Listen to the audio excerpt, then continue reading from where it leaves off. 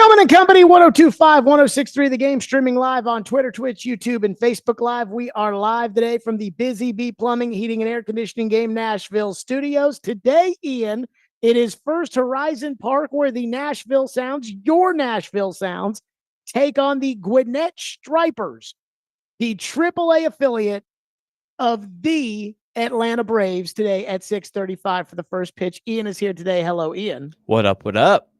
I got to tell you, I'm getting excited. I almost never do that. I went to the press box today and I took the roster of the Gwinnett team. I'm like, all right, let's see who's on Gwinnett here. Oh, like this guy, Ian Anderson. Saw him pitch in the World Series.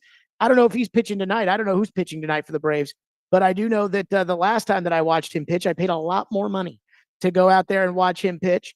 Let's see, Dylan Dodd, he plays on the Braves. Bryce Elder was on the All-Star team last year, blah, blah, blah, whatever. By the way, I do want to say before we get right into this, shout out to Jeff Him, the play-by-play voice of the Nashville Sounds. Ian, I forgot one tiny little minor piece of equipment on my way in today. And it would have been fine, but TD is going to be with us here from First Horizon Park. And we want to make sure we get TD on sounding right. And so Jeff Him literally 5 minutes ago walks in and is like, I got this little piece. I got the piece that's perfect for you. And I could not thank him enough for that. So we're going to give shout outs where shout outs are due there. Thank you, Jeff. Thank you, Jeff is correct. Today is the official Stillman and Company prediction show for the 2024 NFL season. In fact, I was very disappointed last year how many people kept saying, you said Kenny Pickett for MVP. And that's not what I said. Because the official prediction show is the only day, the expectation show is the only day in which we set expectations. Expectations 5 wins for the Titans this year. And prediction day is the only day that we have predictions. Last year, I kept saying when I was doing these FanDuel reads that, hey, you know, you can get your player props however you want. Kenny Pickett plus 1,400 for MVP.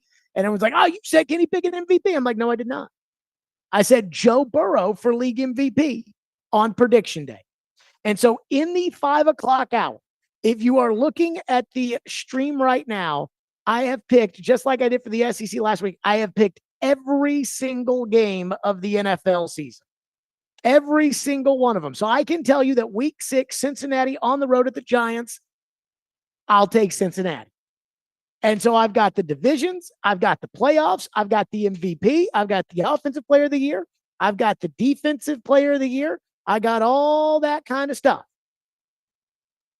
And I just want to get it out there now. And I know people are going to be mad about this. I've got the Titans at 7-10. At first, I thought it was 6-11, but then I saw that no. I had actually skipped over the Washington game because Tennessee and Washington are the last 2 teams on the grid chart. And I'm like, on the road at Washington, they'll win that game. 7-10 for the Titans.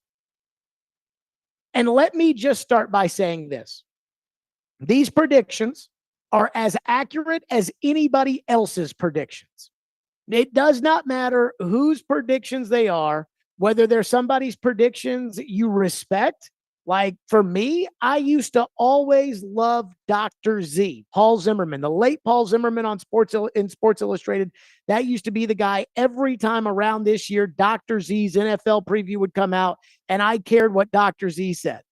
Well, Dr. Z's predictions were just as accurate as probably the guy who I think is the biggest bozo prognosticator out there, and that's Terry Bradshaw. And I like Terry Bradshaw. Don't get me wrong about, Terry Bradshaw. I'm just saying, with Terry Bradshaw, it's like, how many players on the Titans? Ian, how many players on the Titans do you think Terry Bradshaw could be? That's a good question. Maybe like 4? I was going to say, he'd be like, oh, the quarterback with the mayonnaise in the coffee. So again, maybe Simmons. Yeah. Maybe he'll probably call out Byard, but he doesn't play there anymore. So he does not play there. I don't know. So maybe again, less than 4. My predictions are just as valid as anybody else's. Don't get upset. Don't get mad. But most people's predictions are in no way accurate at all. But let me just say this. If I'm right and the Titans end up going 7-10, that's not going to sit well with Titans fans. Now, the first argument I'm going to hear is when you first hear 7-10, and I'm sure a lot of people are going to, Stillman said 7-10 for the Titans. Can you believe it? People are going to say, but Jared, we spent all this money off season and we improved. And you're saying only one win better than last year's team. And I will agree that top to bottom, the Tennessee Titans have a better roster going into week 1 than they did last year. Now, again, that's a better roster than what we know right now, because we know right now Andre Dillard sucks, but we didn't know that this time last year, or at least we were kind of in denial. And I say we as a whole fan base. I knew he sucked, but again, a lot of you guys were in total denial. They lost the game at New Orleans, and I watch a tape and I'm like, this line is atrocious. But for some reason, some ESPN.com article said the Titans had the 7th best line, 12th best line, something like that in the NFL that week. And you guys said, well, ESPN says, and I trust them more than you. It's like, okay, guys, whatever. But again,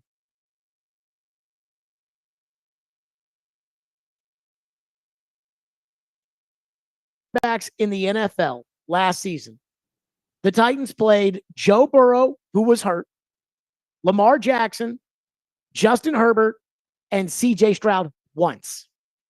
One time. Going into the year, we didn't think CJ Stroud was a franchise-level quarterback. This year, they get CJ Stroud twice. They get Justin Herbert again, this time on the road. They get Joe Burrow, and I assume that he won't be hurt. They get Josh Allen. They get Aaron Rodgers. They get Jordan Love. Jared Goff is not an elite quarterback, but with that Detroit team, he plays like one. So I hope I'm wrong when it comes to figuring out what's going to be what this year, but I cannot, in good conscience, argue that the Titans are a better team than, say, the week 2 opponent they'll play in the Jets, who had the 3rd-rate defense in the league, and they bring back Aaron Rodgers at quarterback. Last year, the Jets won 7 games with Zach Wilson. So surely they're going to be a much better team this year. This is a hard schedule, folks. In fact, when I put together my entire prediction, I picked all the games. And again, what I did was I just went game by game. So week 3, Buffalo, Jacksonville. I picked Buffalo to win that game at home against Jacksonville. And I picked every single game on the schedule this season. And I would look, oh, they're coming off of a bye, or, oh, they had to go to Seattle the week before, so that's going to take a lot out of them. Oh, they're going to have that big win the week before. They're going to beat the Texans the week before, so what's that going to mean? So I put all that into this. And again, in good conscience, I can't look at it and say, yeah, the Titans, they're just going to be great this year. And one thing we have to remember, last year's NFC South was atrocious. It was awful. I mean, Desmond Ridder, Carolina was the worst team in the league. Derek Carr and the Saints team stunk, and you lost to them in week 1 anyway.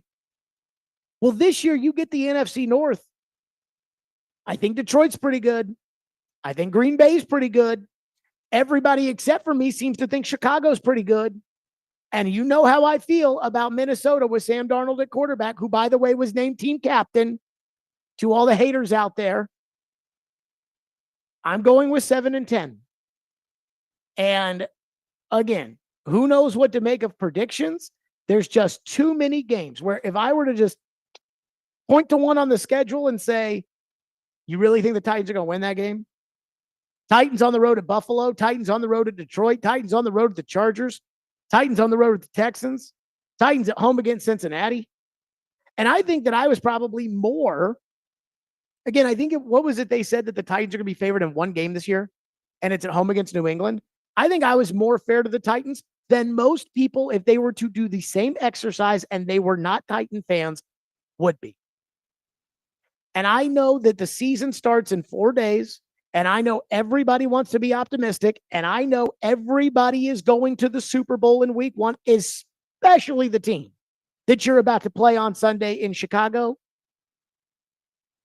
But this is why we do this exercise. Everybody wants to be last year's Texans. And last year's Texans gives everybody hope that they can be the team that nobody's talking about, that nobody believes in, that nobody thinks can win anything, that goes out there and ends up in the divisional round of the playoffs or the conference title game or whatever. But I got to tell you right now, this is a tough schedule, and it's tough for me, especially given how unproven they are at quarterback. Think about this. Chicago's quarterback was the number 1 overall pick. The Jets quarterback is going to the Hall of Fame. Both Green Bay and Miami have quarterbacks that make north of $50 million a year. Then there's Indy. Buffalo has Josh Allen. Detroit has, again, another quarterback who makes north of 50. Then there's New England. The Chargers have a quarterback who makes north of 50. Minnesota, whose quarterback I believe in. Houston's got a franchise quarterback. Then Washington. Jacksonville's quarterback makes more than $50 million. Cincinnati's quarterback makes more than $50 million. And then again, Houston, Jacksonville, and Indianapolis. You see what I'm saying? It's a tough schedule. It's a tough schedule with a young, unproven quarterback who, outside of the people in Nashville and the people in Lexington, Kentucky, nobody around the country believes in. So I try to be as objective as possible. I certainly want to be wrong.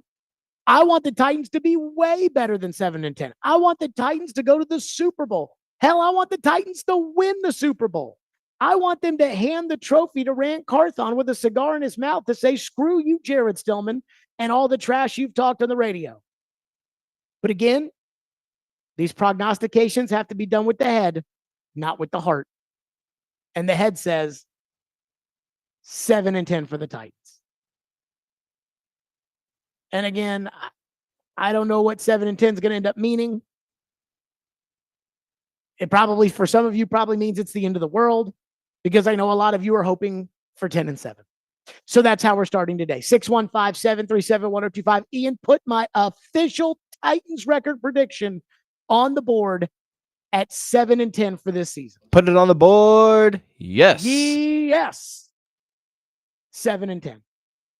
Adam Vingan just texted me. He also picked the Titans at 7-10. 615-737-1025 is our phone number. 615-737-1025 here on the phone, the phone number for the show today. Coming up next, let's assume I'm right. And again, I hope I'm not. And many of you expect me not to be right, but let's just assume that I am right. What would a 7-10, a 6-11, maybe even an 8-9, what would that mean for Will Levis? We'll do it next. Stillman and Company. We are live today out at First Horizon Park, where once again, these Sounds are taking on the Gwinnett Stripers, the AAA affiliate of the Atlanta Braves at 6:35 today. It's Stillman and Company, 102.5, 106.3 The Game.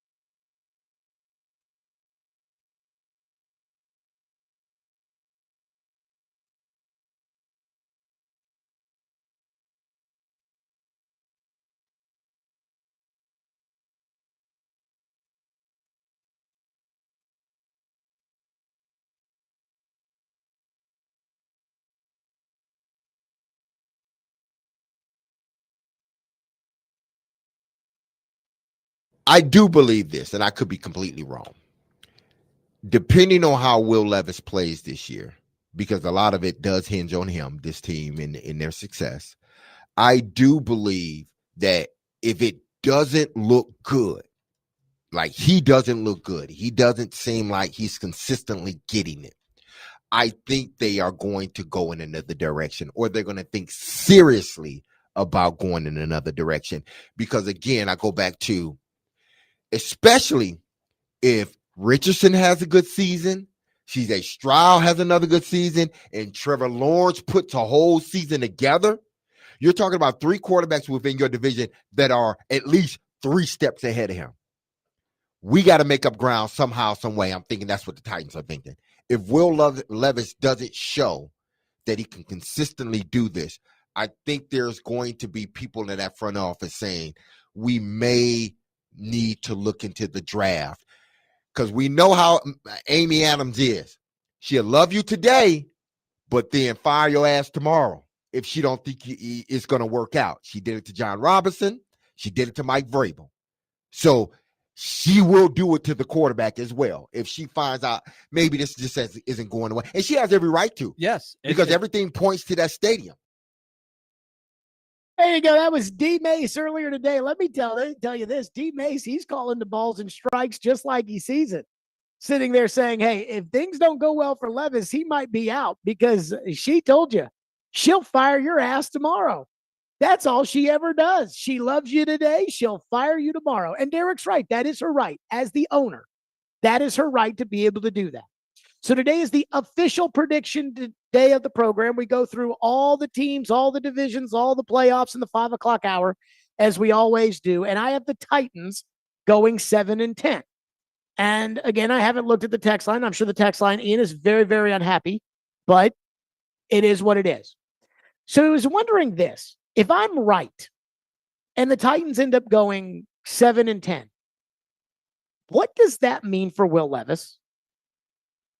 You heard Derek say right there, if Anthony Richardson takes a step forward and now Jacksonville's got a young quarterback they're paying $55 million to, and Houston has a young quarterback that if he was up for a contract today would set an NFL record. These other quarterbacks have gotten 55. Joe Burrow's at 55. These other quarterbacks have gotten 55, whether it's Lawrence, whether it's Love, whomever it may be. Stroud's getting more. And if Richardson joins that group and Levis goes 7-10, D. Mace is saying they'll probably turn around and go into the draft. And he's probably right. And here's why. Because of the teams that went 7-10 or worse last season, only 4 stuck with their quarterbacks. And of those 4, 3 had big contracts: Justin Herbert, Daniel Jones, and Kyler Murray. And the 4th was Bryce Young, who was picked number 1 overall. Other than that, every 7-10 or worse team got rid of their quarterback. And let's not kid ourselves. We watched Giants Hard Knocks. They wanted to get rid of Daniel Jones. In the case of Arizona, Kyler didn't come back and start playing, I believe, until November of last year. So they probably look at it like, well, we would have been much better if we had had Kyler playing quarterback. In Herbert's case, the coach got fired because he was the one on the hot seat, not the quarterback. And again, with Bryce Young, the coach got fired and he was picked number 1. The other teams that finished 7-10 or worse, goodbye Justin Fields, goodbye Kirk Cousins, goodbye Sam Howell, who threw for 3,900 yards last year, goodbye Zach Wilson, and goodbye Desmond Ridder. We had Field Yates on the show at the Super Bowl. And Field said to us, Ian, you remember this? Yep. Field said teams that draft a quarterback in the 2nd round are far quicker to pull the trigger to move on than a team that drafts a quarterback in the 1st round, period. And he said, maybe it's the contract, maybe it's some of it is, as I learned with the Malik thing, that the guaranteed money does not apply to all draft picks. The guaranteed money applies to 1st round picks. So a guy like Caleb Farley, who was picked in the 1st round, or Isaiah Wilson, who was picked in the 1st round, all of their money's guaranteed. no matter how foolish and crazy they are. Now, Wilson, it might be a little different because he got suspended for conduct detrimental to the team. And when you get suspended, your guarantees go away. So I don't know if that is the case for rookies or not. But again, he Levis wasn't a first-round pick. He brought up organizational pride was like Yeah. the phrase I think that he used in that situation. Well, and think about this. If Anthony Richardson goes 7-10, I think there's a pretty good chance Indianapolis doesn't move on. They'll look at themselves and say, well, he was only 22 years old. I think he started something like 14 games or 16 games since high school, Anthony Richardson. So they'll say, well, he was only 22 years old. This was his first taste in the NFL. They went 7-10. We can blame the defense. We can blame the coach. We can blame whoever. Maybe the general manager, Ballard. He's been there 100 years, hadn't won anything. Maybe Ballard's the one who gets thrown under the bus, but it probably won't be Richardson. But Levis, with a second-round contract and not the same guaranteed money as a first-round pick and a new stadium on the horizon, probably doesn't get the same latitude that an Anthony Richardson does. And so I think Derek is spot on. And I thought about this before I even heard him say it today. If I'm right and they go 7-10, which would put them in last place, according to my predictions in the AFC South for a second straight year, if they go 7-10 and they're picking in the draft 8th, 9th, wherever that may be, with a new stadium where they're going to be trying to sell PSLs, they'll be in the mix for Dak Prescott. Because they'll look at it like this. If we hit on a quarterback, that's $50 million. Not right away, but regardless, it eventually becomes $50 or $60 million a season. Again, using CJ Stroud as the example. Or we could sign Dak Prescott today for $60 million. And if we sign Dak Prescott and we go into our new stadium with Dak Prescott, that will sell tickets because Dak Prescott is a star. And I think it is beyond obvious. Dak cannot be franchise tagged in Dallas. And once you go into the season, these guys are not going to want to sign contracts. Like I'm telling you, right, if you were going to get a deal done with Dak, you'd have gotten a deal done with Dak about a month ago. So Jerry, I don't think Jerry believes in Dak. You know, Jerry came out and said that he was all in the offseason, and all of his actions prove that it looks like he's all out. But again, 7-10, everybody's excited now. Everybody is talking, you know, oh, we're going to be this, we're going to be that, we're going to this, we're going to that. And it's easy to do when you're 0-0. It's totally different if you're 7-10. Phone lines are driven by Wilson County Hyundai.com. 615-737-1025 is our phone number. 615-737-1025 here on the program. I got to tell you, I was expecting, as I have pulled up the text line, I was expecting a lot more of the, Jared, you're just a hater. We're going to be so good this year. You'll see. You don't understand. And I don't see a lot of that. I mean, again, I'm not sitting here, you know, coming out and saying, hey, they're going to be 7-10. All right, everybody throw your tomatoes at me. That wasn't how I did this. That's not how I do this. I know there's a lot of people out there that think that think, oh, Jared woke up this morning thinking the Titans were going to be 9-8, but he's going to say 7-10 just to get people worked up. I don't do that. There's one guy that is texting to the text line, and maybe it's a gal, I don't know. One person bitching. Phone line driven by WilsonCountyHyundai.com. Said, do you ever think good about the Titans? You're always so negative. I was just wondering. I mean, when the Titans are good, I think good things about the Titans. Last year, I thought they were going to win 11 games. So you can't come at me and say, well, no, you're just always a hater. Because last year, I thought they were going to win 11 games. They lost 11 games last year. So again, I'm like an umpire. I'm just calling it how I see it. If I think that ball crossed the plate, I'll call it a strike. If I think it's outside, I'll tell you it's outside. Now, I'm not going to rip off the mask and yell into the dugout and all that. I'm not going to do that. But I'm just telling you, you guys want positive. This is not your show. If you want reality, this is your show. 615-737-1025 is our phone number if you want to weigh in. 615-737-1025. One person texts in and says 17-0. Now that would be a take. Could you imagine if I came on today and just said, all right, guys, I've done my grid by grid prediction of the Titans season, and I've got them going 17-0. Woo! I mean, I'm just telling you. 615-737-1025. We'll get to your phones next here on the program. Plus, let's say they go 7-10. And apparently Robbie Stanley has the Titans at 7-10 too. Let's say they go 7-10. And I could tell you that I have a crystal ball, and the crystal ball says 7-10. I think there's an option a lot of you guys would pick that I just could never bring myself to. We'll get to it next here on the program. 615-737-1025. Again, we are live at First Horizon Park where the Sounds take on Gwinnett at 6:35. Sounds Baseball, as always, is presented on 94.9 The Fan by Twin Peaks, Family Leisure, 5 Points Roofing, and Busy Bee Plumbing, Heating, and Air Conditioning. And tune into 94.9 The Fan this Saturday at 2:30 for our college football game of the week. Iowa State versus Iowa, presented by Twin Peaks. Take your tailgate to Twin Peaks, home of 29-degree drafts and wall-to-wall sports.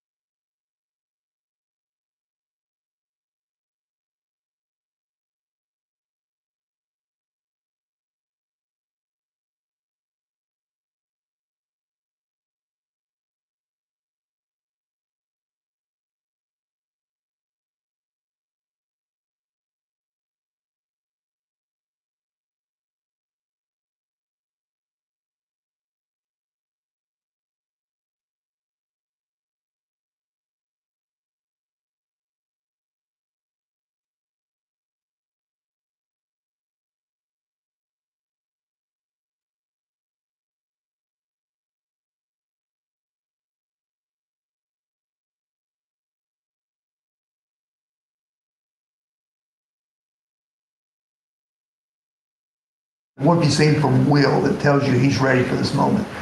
Everything he's done so far, he's ready for the moment. There's no question in my mind.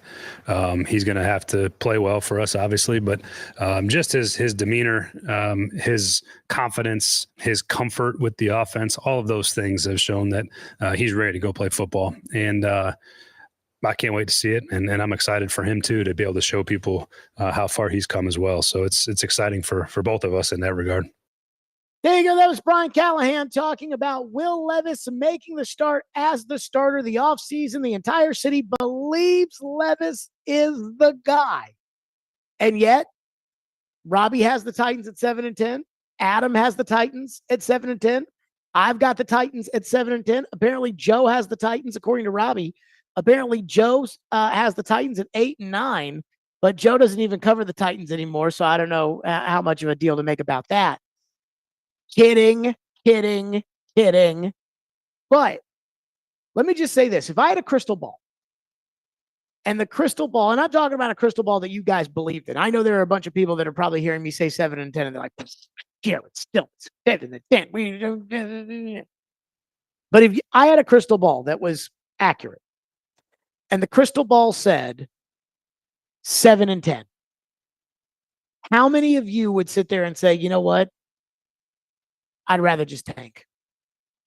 I'd rather just tank than be 7-10.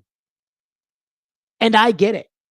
I understand the idea because I went and did this. Again, I picked every game of the season. And according to this, the front of the draft would be, if the Titans end up going 7-10, the top 6 of the draft will be New England, the Jets, Carolina, Washington, Pittsburgh, Vegas, and then I believe you would be 7th again. You would be 8th. Seattle would be 7th. You would be 8th, according to, again, going through my predictions. Well, if you're picking 8th, yes, you can draft a quarterback, but you're probably not going to be able to draft the quarterback. And it looks like right now, the quarterback is Carson Beck, the quarterback at Georgia. Carson Beck's probably going to go number 1. In this case, I assume Carson Beck would go number 2. If New England's picking number 1 and the Giants are picking number 2, you can bet your ass Carson Beck is going within the first 2 picks. Carolina at 3 probably doesn't need a quarterback. Washington at 4 doesn't need a quarterback, but Pittsburgh at 5 absolutely would draft Shedeur Sanders if they were on the clock. And my guess is somebody will jump ahead of them. And so that kind of takes you out of the running for one of the top 2 quarterbacks. Now, maybe another guy emerges the same way that Joe Burrow emerged in 2019, but we don't know that yet. And again, even if you were picking 8th in the 2020 draft, you still would not have been able to get one of the top 3 quarterbacks in Burrow, Herbert, or Tua. So, again, if I had the crystal ball and the crystal ball said 7-10, I can see a lot of you saying, you know what, let's just tank. Let's just throw in the towel. Let's pretend like this season's not even happening. Let's just, let's just take it and move on and deal with it. And I have a hard time, though, pushing my chips in the middle and saying, let's go all in on tanking, because I just hate doing the show when it's November 13th and it's like, all right, let's read Mel Kiper Jr.'s latest rankings of quarterbacks. And I don't want to watch Saturday games thinking about who's going to quarterback the Titans next year and things like that. So I will roll the dice on this year and see if I can get a little bit better.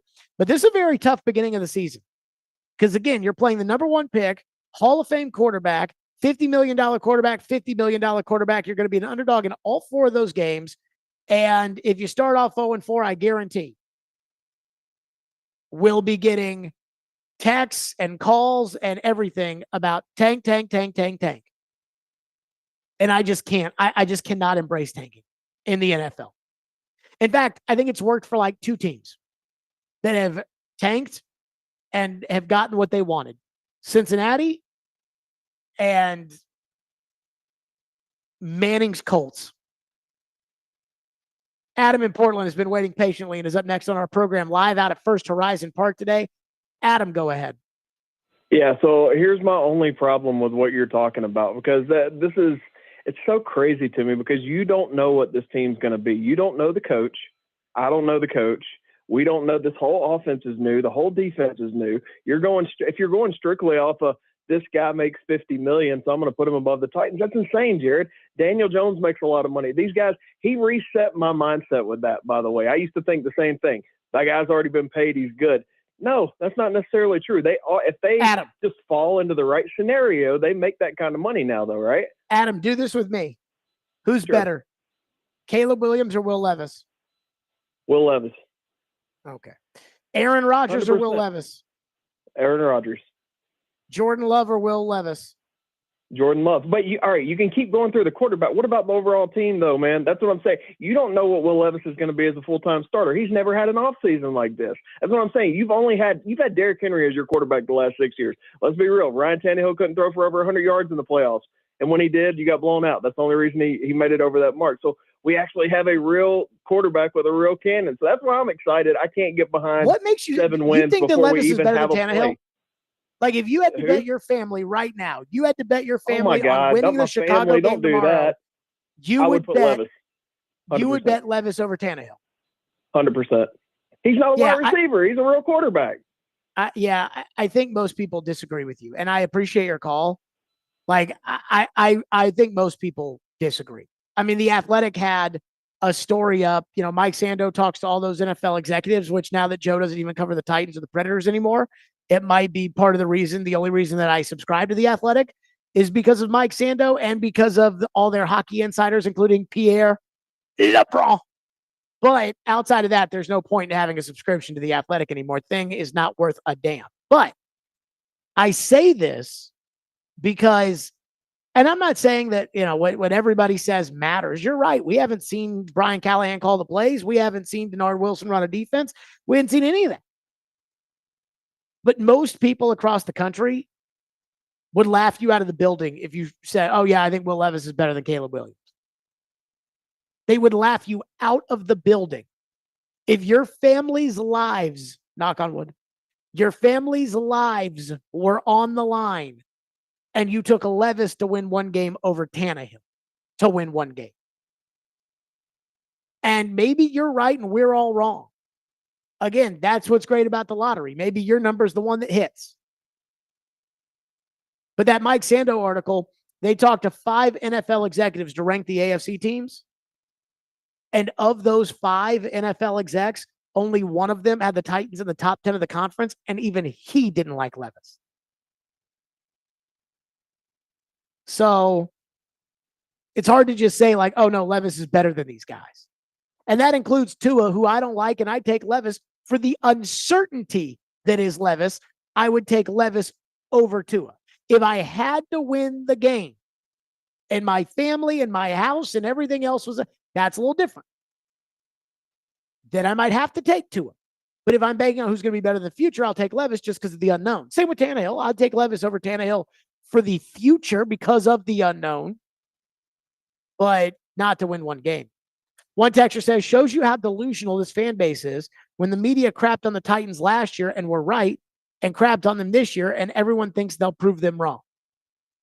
I think that's kind of every fan base.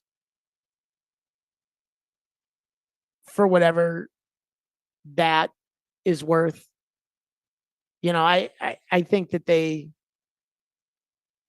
think every fan base is that way.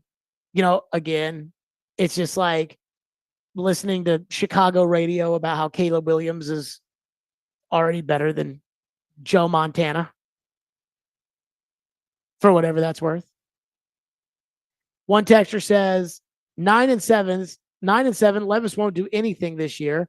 And they're drafting a quarterback, maybe Sanders from Colorado. Josh, you can't have your cake and eat it too.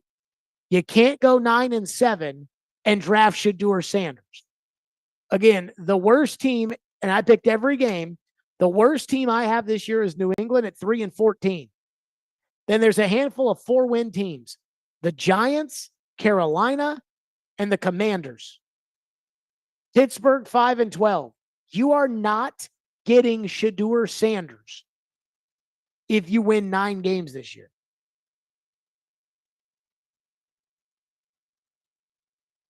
Kevin from Union City says, you have to say, first of all, I don't have to say anything. Kevin from Union City says, you have to say Levis outplayed Tannehill last year. There's a reason why Ryan Tannehill doesn't have a job right now.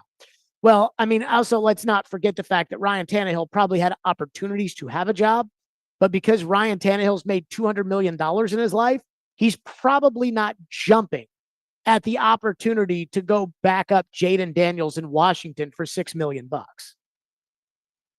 He saw Joe Flacco last year sit his ass on the couch, and all of a sudden, because the Browns thought Dorian Thompson-Robinson could be a backup quarterback in the NFL, when they realized they couldn't, Joe Flacco said, okay, I'll do it, got paid money, but also got the opportunity to play. I think Tannehill 5 years ago, I think 5 years ago, Tannehill was so young still, he was 28 years old or whatever it was, that he's like, hey, I can back up Mariota and wait for my opportunity. But now, given the fact that backups are making $6 million, $5 million, something like that. What's $5 million matter to Ryan Tannehill? He can fly his plane and drive his Tesla and do all the things why would he care about being a backup when he can just wait until somebody gets hurt and then go be quarterback? I mean, again, I don't hope anybody gets hurt. But right now, Malik is the backup in Green Bay. And Ryan Tannehill obviously knows Matt LaFleur's offense. So let's say something happens to Jordan Love in Brazil on Friday. And I'm talking about something happens to Brazil in Brazil, like he breaks his leg, not gets murdered because it's Brazil. Let's, again, knock on wood with all of that. Well, what do you think Green Bay is going to do? You think Green Bay is going to start Malik? Or do you think Green Bay is going to pick up the phone and say, hey, Ryan, we'll give you $9 million? That's what he's waiting for. That's why he's sitting at home. Again, flying his plane, not having to go to OTAs, not having to do press conferences, not having to do anything except of his regular workout, and living life the reason that we make the $200 million so that we can do whatever we want. And I think he'll be back. I think Big Joe and Chase asked Arthur Smith how surprised he was that Tannehill doesn't have a job. And Arthur was like, well, I've talked to Tannehill, so I'm not surprised. Which told me that Tannehill has expectations, and he's not budging off those expectations unless they get met. And good for him, by the way. Like, good for Ryan Tannehill to be able to sit there and say, no, I'm going to do things on my terms if I'm going to do them. It reminds me of, when we decided to do the Jared and the GM show. We sat in a meeting room at the office, and I'll never forget it. It feels like yesterday, but I'll never forget Floyd saying, like, guys, I don't have to do this. So if I'm going to do this, we're going to do it right. And we're going to, he didn't have to do it. He had enough money. I can't just quit my job the way he could. Tannehill's got enough money. He can do whatever he wants. 615-737-1025 is our phone number. 615-737-1025 here on the program. Stillman and Company, 1025-1063 The Game. Let's talk FanDuel Sportsbook. That's right. I love FanDuel Sportsbook. FanDuel Sportsbook is my official sportsbook app. Well, right now, FanDuel has a little something different for you. Because right now through September 22nd, all FanDuel customers can bet $5 and get a 3-week free trial of NFL Sunday Ticket from YouTube and YouTube TV. Then with a YouTube TV base plan, you'll be able to watch every regular season Sunday afternoon out-of-market game. All you need is a Google account and a current form of payment, and you can cancel anytime. Just visit FanDuel.com/JGM to download America's #1 sportsbook app. That's FanDuel.com/JGM. 21 and over and present in Tennessee. Full price of NFL Sunday Ticket will be automatically charged seasonally after free trial. No refunds. Terms, restrictions, and embargoes apply. Gambling problem? Call the Tennessee Red Line at 1-800-889-9789.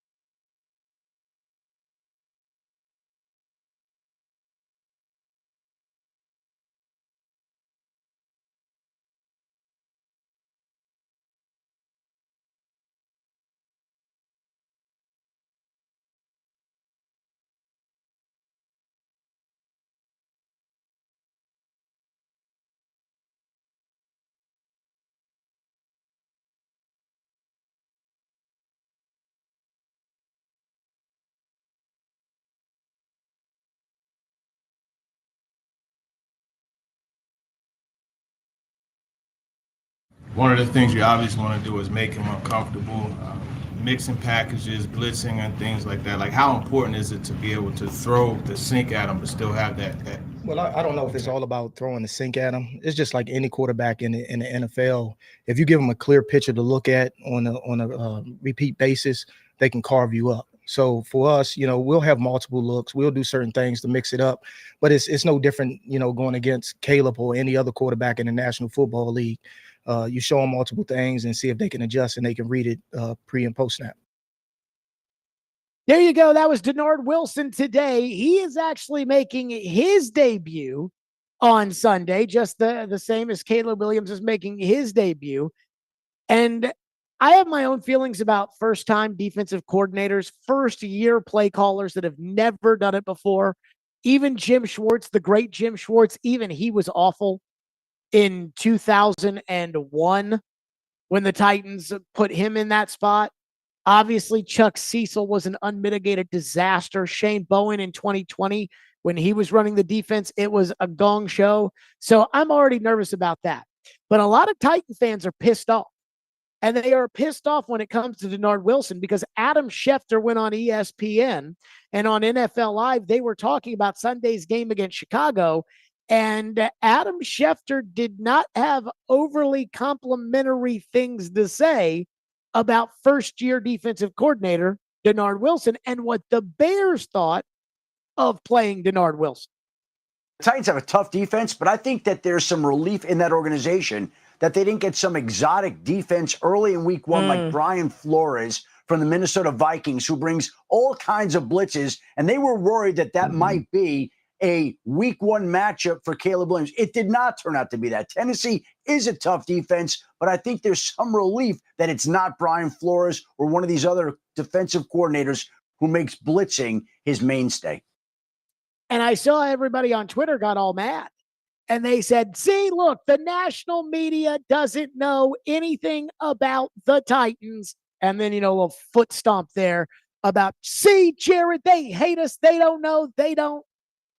Guys, what is Adam Schefter's main job? It's to report. Like, I have opinions. Every now and then I've got a scoop. Every now and then I'll tell you guys, oh, look, man, I'm just telling you, I'm hearing. Like when the Predators acquired David Edstrom. And I said, I think David Edstrom might be their top young center. And then some bozo who's got no sources goes out there and says, don't listen to Jared Stillman. He doesn't know what he's talking about. I've got 10 other centers ahead of him. And by the way, The Athletic came out with their rankings and they have David Edstrom as the best young player in the entire organization. Because, sometimes we hear things, but I'm not a reporter. I'm what I call a taker. I have takes. Schefter's a reporter. If you listen to what Schefter's saying there, he's like, there are people in that organization who are thankful that they don't have to face Brian Flores in week one. They're thankful they get to face Denard Wilson. Instead of saying, oh, no, the Titans, they don't know that Denard Wilson is going to be like Greg Williams and fire blitz after blitz after blitz. Again, Adam is just, I think it sounds to me like he's just passing along what he heard.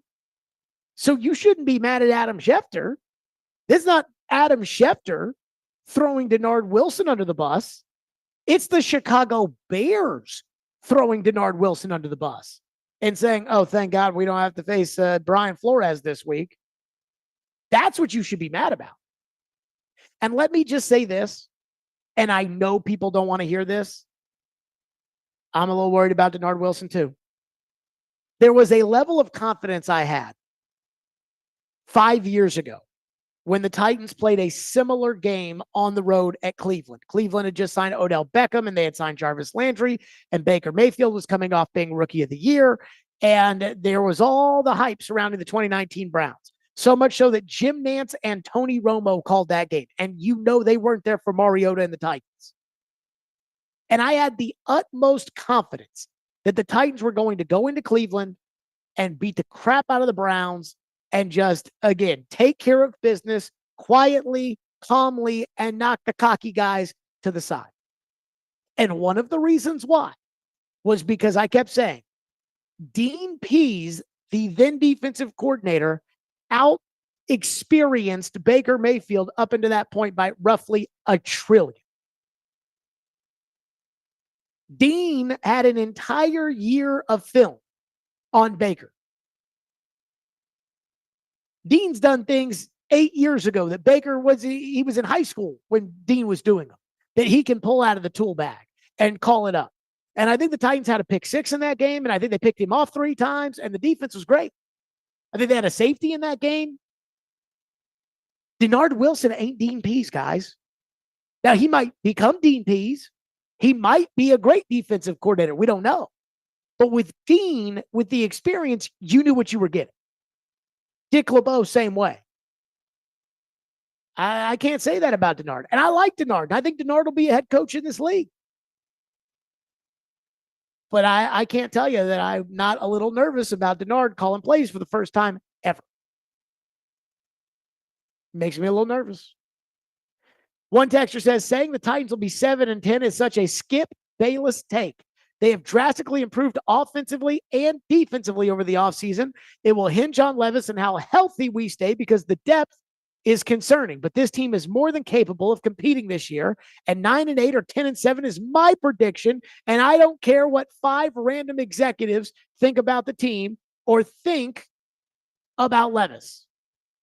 So you don't care what I think. You don't care what other people who are executives inside the NFL think. You don't care so you don't care what anybody who doesn't tell you what you want to hear says. Well, I don't know what I can do for you there. This is information media. This is not affirmation media. I think there's another channel. I think they do affirmation. I think they tell people what they want to hear sometimes. Rand's cooking, folks. Let's give him a hat. We don't do that. They go to the playoffs this year. We'll give Rand Carthon all the credit in the world. One texter says they want audio. They want proof that I said that. Proof of what? Proof that I said that I thought that the Titans were going to go into Cleveland and beat the crap out of them? Ian, I feel like we talked about that game so much going into it. I'm sure I could find the audio if I had enough time, but I mean, I knew the Titans were going to win that game. Knew it against Cleveland. Might even be on the guarantee. I wonder, I have a feeling it could be on the guarantee sheet. I think it might have been before guarantees. I don't think guarantees. Well, yeah, they were a thing when the GM was here because the first guarantee was I guaranteed they'd beat Jacksonville at the end of the 17th season and make the playoffs. The first, hold on. That was that's a calling it list. I forgot. Hold on. Let me go to the first guarantee I see on there is from 2019. So, let me look over this for a sec. So I think the first 2 guarantees of this program, the first was the guaranteeing they'd beat Jacksonville at the end of the 17th season to make the playoffs. That was right. And then there was a random Thursday game against Calgary in 2018 that the Predators were playing. And I was standing in the hallway during morning skate. And this one guy who I think is kind of like the Jim Wyatt of the Calgary Flames, like he's technically media, but he's also like with the team. He was talking about how bad the weather was the night before and how they were stuck on the runway all night in Chicago. And it was like the ninth day of a 9-day road trip or something. And they were just wanting to get back to Calgary and everything else. And that guy was talking about just how miserable it was and how they couldn't wait to get back. And oh God, they were playing a backup goalie. And so I was like, I guarantee the Predators will win. And they lost. And that was what kind of started the whole guaranteeing. No, what's the earliest guarantee you got? Let's see. The earliest guarantee, I don't know. I have a couple of Floyd guarantees in here. I thought he didn't guarantee anything. Floyd guarantees that Mariota will not be benched for performance this season, only injury. I don't know exactly when that was. Floyd guaranteed that Jared will not pick the Titans to beat the Jags week 3. I don't really know what that was about. Jared guarantees. So that was 2018. Yeah, Jared. And I picked the Titans to beat the Jags, and they did in that game that Mariota couldn't throw. And Chris picked against them, and you know it's bad when Chris picks against them. Chris picked against them, and Floyd picked against them. And I remember when they won saying, I was the only one that said they could do it. Big game blame. Yeah, there's some good ones in there. A couple of hockey ones. You guaranteed that the Preds versus the Jets would be in the second round of the playoffs. That was in January of 2019. I was wrong that about was that. wrong. And then Cody McLeod will get into a fight in his first game back versus Dallas. That was actually wrong. Then you guaranteed the Preds would beat LA on Thursday, February 2019. That was correct. You guaranteed that you would be willing to bet your house the Titans don't get Antonio Brown. So you got that right. I wish I had bet my house. Yeah. That house back then in 2019 and what it's worth now. Holy crap. You guaranteed that the Titans won't take Drew Lock in the first round of the draft in 2019. You're also correct. Oh, this is my would it have been. The Titans will have a better record than the Browns in 2019. This was said July 10th with Joe Rexrode in studio. Thank you. Thank you very much. 615-737-1025 is our phone number. 615-737-1025. Apparently, we're talking about Adam Schefter and his scoopage. Apparently, there's a little scoopage on the Titans, I think coming from a surprising place. And it's a big deal. We'll get to it next. Stillman and Company, 1025, 1063 The Game.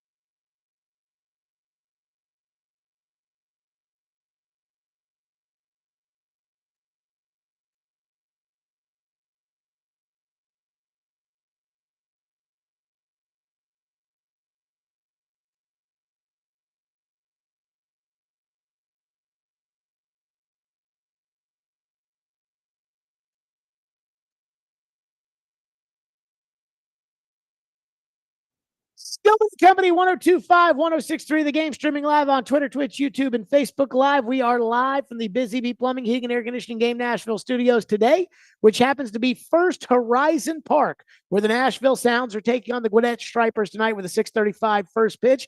It is 3 o'clock on Thursday, which makes you all wonder, where is TD? Because it's 3 o'clock. TD will join us at the top of next hour. The Titans locker room period is open right now, and I believe the locker room closes at 3:30, and we're right down the street here at First Horizon Park. So TD will join us at 4 o'clock, and then at 5 o'clock, we'll have our official predictions. So get excited about that. As Ian just said to me during the break, we get to watch Derrick Henry play for the Ravens tonight, which may be a good thing, may be a bad thing. But I want to see the Titans play on Sunday against the Bears. And not only do I want to see the Titans play on Sunday, I want to see the Titans win on Sunday against the Bears. And so what really matters is, are the Titans going to have their best hand of cards to be able to play against Chicago? And a lot of us are banking, including me, on DeAndre Hopkins, who injured his knee during training camp, and it was 4 to 6 weeks. And if it was 4 weeks, that meant that DeAndre would be back for the Bears. And if it's 6 weeks, it means it would be week 3. And apparently, an unlikely spot for the reporting of whether or not DeAndre Hopkins was going to play. Nick Holtz, the offensive coordinator, had a press conference today and said, if DeAndre plays, we expect him to play a big role. Apparently on Bussin' with the Boys, Taylor Lewan has the inside scoop on what DeAndre Hopkins is going to do Sunday. That's an easy bet in my mind. There's no guarantees. We can't guarantee bets here, but I'm taking that all season long. Right now, I believe the Bears are favored by 4 points. But dude, you got Calvin Ridley, and this is why it makes it ball. DeAndre Hopkins is not playing. Right. We just found out that he's not playing. I heard he was playing. Now he's not playing. I'm telling you, I know he's not playing. Oh, okay. I'm going to tell you that right now. Breaking news. DeAndre Hopkins is not playing in that game. But revamped offensive line, Calvin Ridley, Chigankwonkwo, Pollard, Spears. Their offense is more dynamic than it's ever been. The play calling is more dynamic than it's ever been. And the defense is wildly slept on. You got Jamal Adams, who's going to give you a hell of a 3 games, which, by the way, he's also not playing in this game. Oh my God. He's going to intimidate their ass. He's got a good off the bus look. He's not playing. I actually forgot to tell you guys. Definitely going to be a fashion show. Boys are. I think the boys are going to show up in a big way, and then all of a sudden there'll be some clamoring about the Tennessee Titans after week 1. Okay, so it's hilarious to me because Taylor Lewan is part prognosticator, part reporter, and part fanboy. I mean, this idea, they're going to have the most dynamic offense they've ever had, boys. You'll see. Could you ever envision Floyd saying something like that? Of course not. He'd probably sit there and say, I don't know. I hope, etc. But again, let's go back to the Lewan thing here, where he said DeAndre Hopkins is out. He also said Jamal Adams is out. Ian, how can Jamal Adams already be hurt? He's almost back. He's almost ready. He's working his way back. Jamal Adams. What a freaking joke. Okay. DeAndre out. Do you think that Taylor Lewan's scoop is good? And see, here's what I think may have happened. And if DeAndre plays, then it's going to look really bad for Taylor Lewan. You can't come out and say breaking news, he's not playing, and then he go out there and play. That looks bad. But what I think's happened is I think the Titans, because they love the toxic positivity, they love the fanboy vibes, they are bringing all the fanboys in. If you say good things about us, we'll scratch your back.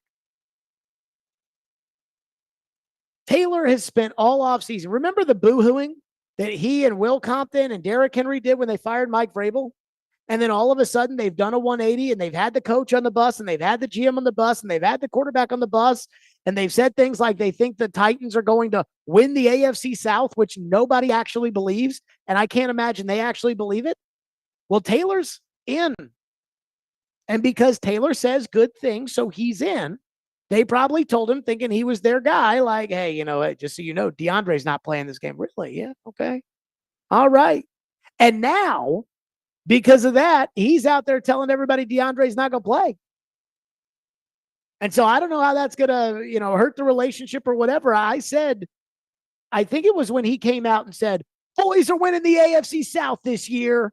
And I said, okay, you have two choices. You can either be taken seriously or you can be a fanboy. And there is a fork in the road and you got to pick one way or the other. I think by telling the world that DeAndre's out, if in fact DeAndre is out, and if in fact the Titans don't want everybody to know this, I think that's one of those, hey, you can't be both. You can't keep it real and be friends with everybody. And this takes me to point two. And that being that, Ian, I think he's telling the truth. Like, I think somebody in that building told him DeAndre Hopkins is out. Probably the coach, the GM, somebody like that. Somebody over there told him that DeAndre is out, which makes me think that DeAndre is in fact out for the game on Sunday. Well, guess what? All of this Treylon Burks crap, all of the, oh no, Jared, you'll see this coaching staff, they'll unlock Treylon Burks. Treylon Burks just needs a chance. Treylon Burks has been good. He's just been injured. Treylon Burks is this. Treylon Burks is that. Let me say this. Here's your chance. Now, if I was the coach, it wouldn't be Treylon Burks who's out there. It'd be Nick Westbrook-Akine.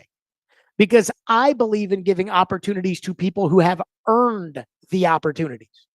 And I didn't see anything in training camp and anything in the preseason from Treylon Burks that gives me any faith that he can be any more than what he's already been in the NFL, which is a massive, massive disappointment.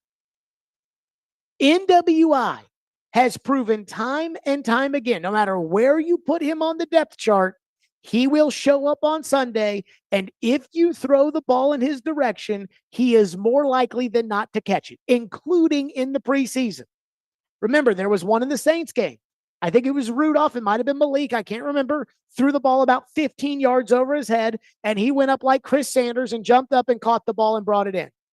He caught the ball and scored a touchdown against Seattle in the preseason. Burks catches one pass against San Francisco, gets hit, and it's like, good job, Treylon. Come out and let's give you high fives. We got Treylon Burks riding a bike with training wheels during training camp and preseason games. Oh no, we can't have him play against Seattle. He's too valuable. We got NWI out there just going up and down mountains, and it's like, let's give Burks the opportunity, which I think is going to be a massive mistake. And I think Treylon Burks, as he has done for 2 years, is going to disappoint you on Sunday. So let me say this. I think Taylor Lewan has probably pissed somebody over there off big time. Because my guess is they told Taylor, because they thought they were friends, they told Taylor, yeah, DeAndre's not playing the game. And Taylor's let the cat out of the bag. Number two, I think Taylor's info is accurate. Because I think he talks to the coach. I think he talks to the GM. I think he talks to some of the players. Even though a lot of the guys that he played with aren't there anymore, I think he talks to some of the dudes there. And so I think it's real, and I think DeAndre's out. And I think the Titans are going to put Treylon Burks in that spot, and I think they're going to regret it. 615-737-1025 is the phone number. 615-737-1025 here on the program. We are to your phones on this next. And then the other thing would be, how mad are the Titans going to be that this got out? And how disappointing is it that this did get out if DeAndre is in fact not playing? We'll do that next. Stillman and Company, 102.5, 106.3 The Game.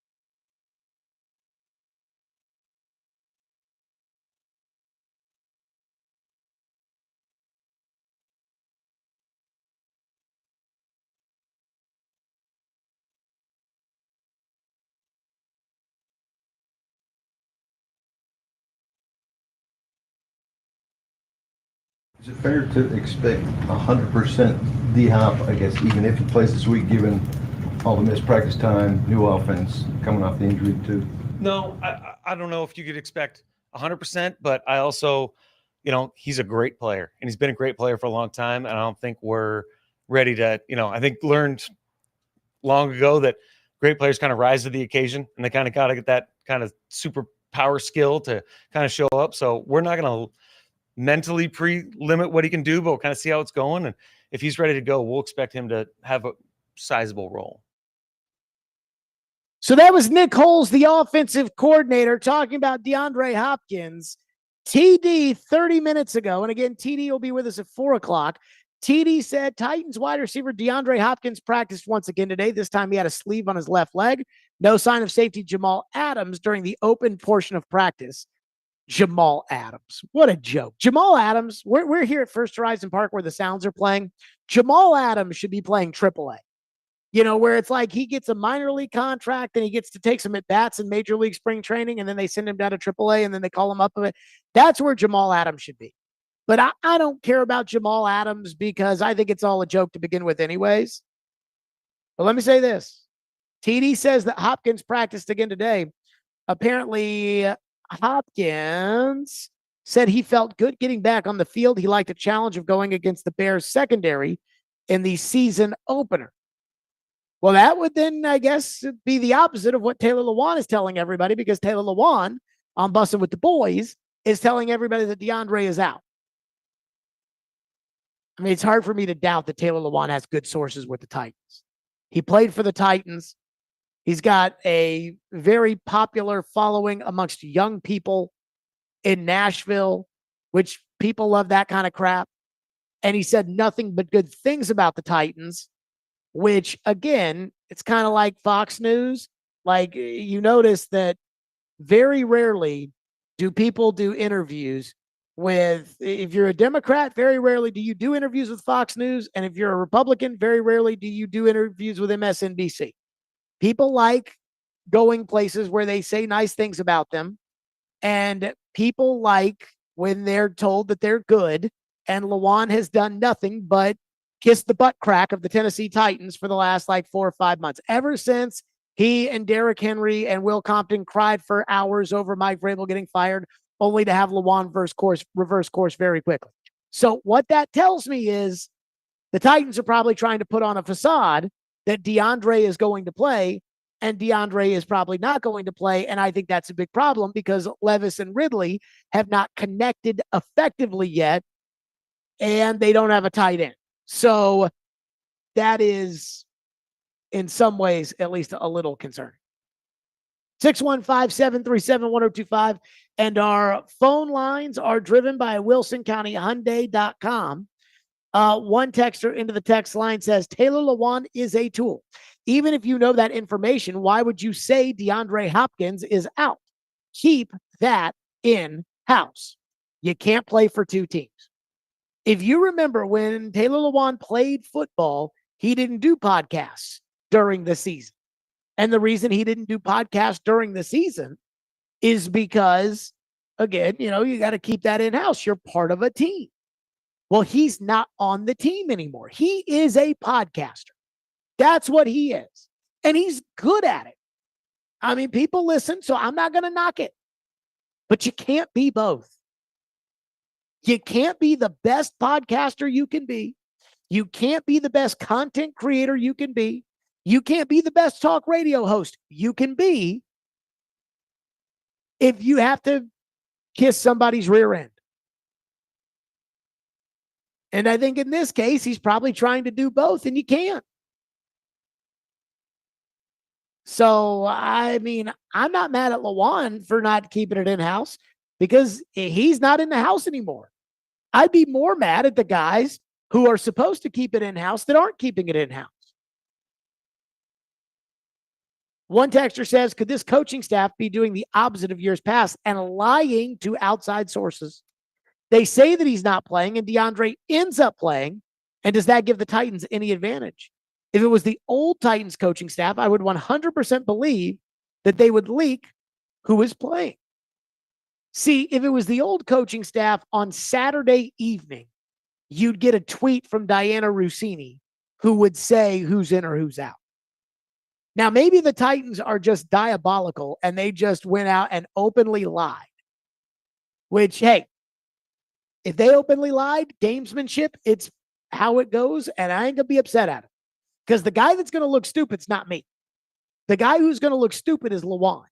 If DeAndre Hopkins goes out there and plays, and DeAndre Hopkins goes out there and plays well, Lewan will look like an idiot. He'll look like nobody over there even talks to him anymore. He'll look like, again, this is what's going to happen. And I feel bad because I think that it's a great idea. You know, this podcast, I think it's a great idea, but eventually they're going to run out of people to talk to because they're going to be out of the game for so long that it's not going to be the same as, hey, Derrick Henry never says anything interesting for 11 months and 30 days out of the year. But this one day, Derrick Henry, because he's friends with Lewan, goes on his bus and actually spills his guts like it's therapy. That's not going to continue forever. So he's going to have to learn kind of the balance between the two.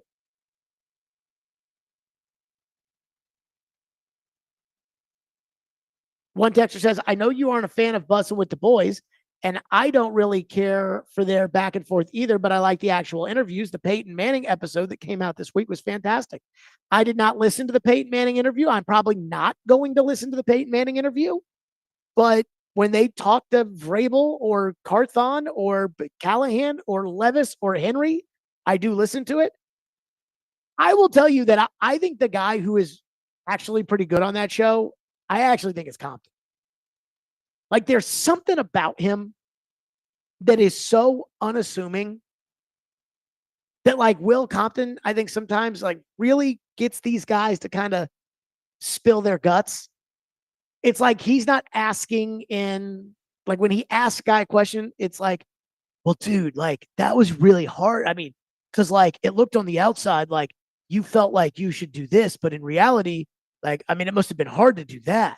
And it's like, yeah, man, I'll tell you, it's really, you're right. I'm like, Compton's not bad at the. Now, as far as like the actual back and forth, because they have a podcast where they talk amongst themselves before they bring on Levis or bring on Henry or bring on Vrabel or whatever. I don't listen to any of that. I just go right to when they sit down with Vrabel. Let's go to Dylan, who's up next on Taylor Lewan's report that DeAndre Hopkins is out. His report also included Jamal Adams, which is surprising to nobody. But Dylan, go ahead. Hey, yes, sir. So I just have a quick question. Like, I guess a question. I just want to know, do you think it could be something to where, you know, they've been hyping up Treylon Burks all off season, and DeAndre maybe could go this week, but they're like, hey, let's give DeAndre like another week of rest and see what Burks can do this week to, you know, just, I guess, the trajectory of the year, how well he can perform. He's been good all off season. If he does good, you know, it gets everyone, you know, re-hyped up. We've been trying to hype him up all off season. Do you think it could be something like that where they kind of wanted him to spill the information, or if it was just like a, you know, just a Taylor Lewan slip up kind of thing? Well, again, I don't know if the Titans wanted it. Thank you, Dylan. I don't know if the Titans wanted him to do that or not. That I couldn't tell you. But the crux of what you said, this idea of, you know, could this be because they're trying to hype up Treylon Burks because, you know, they want to see what Treylon Burks has, and maybe this week they could go out and try Treylon Burks and see if Treylon Burks can be the guy, or if he can this or he can that or whatever it may be. If that's the case, then they're stupid. You need to get the best 11 players on the field on Sunday, and you need to go try to beat the Chicago Bears. Because I know that it's the first year for Brian Callahan, but Frank Reich got fired in the middle of year one.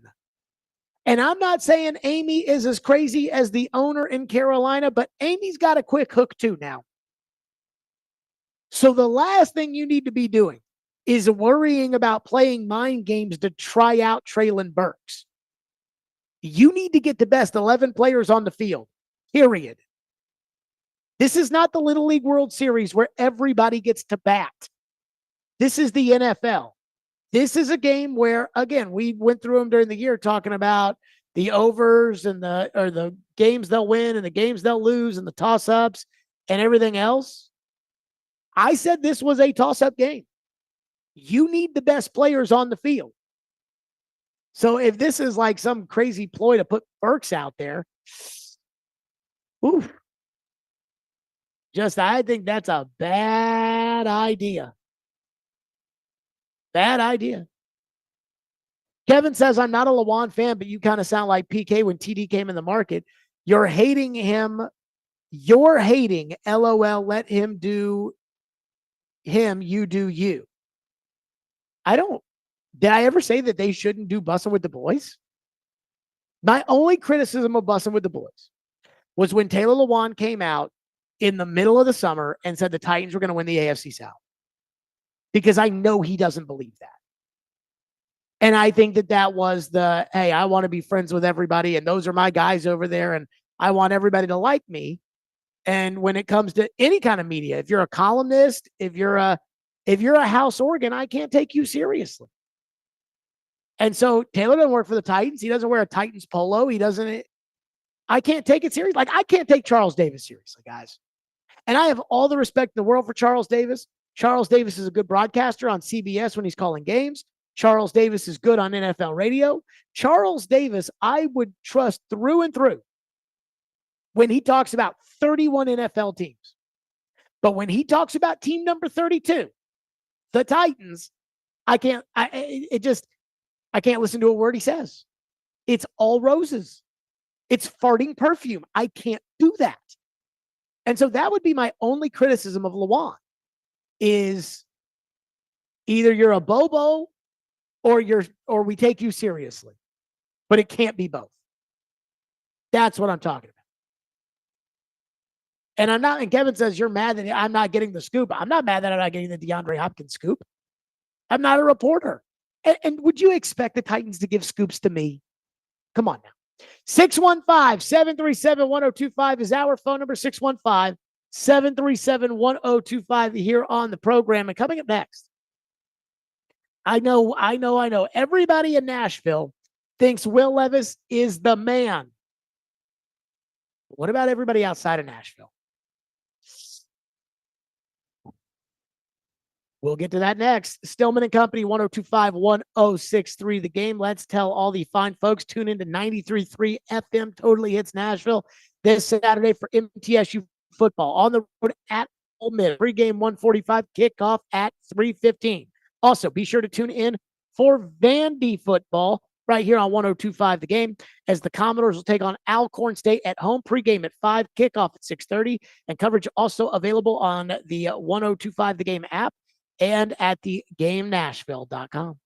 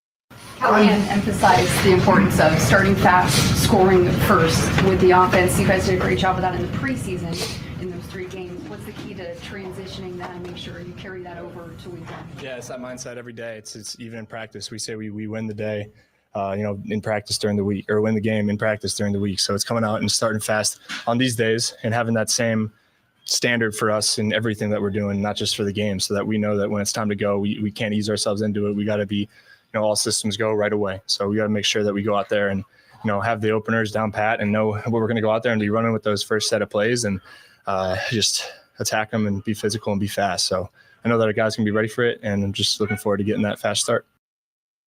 There you go. That was Will Levis talking about the start of the season on Sunday. And I got to tell you, there is a part of me that is so thankful that we will get a game, because then we can react to the game and not just all the talk and all the Levis this and all the Levis that. And again, I don't know about you, Ian, but I'm ready for the game on Sunday. Oh, yeah, definitely. I mean, it's time for the game. So the Athletic as a one writer, I mean, honestly, my entire subscription to the Athletic, now that Joe doesn't cover the Titans anymore, so there's no coverage on the Titans on the Athletic. There's really no coverage on the Predators on the Athletic. My subscription is basically based off around like 3 guys.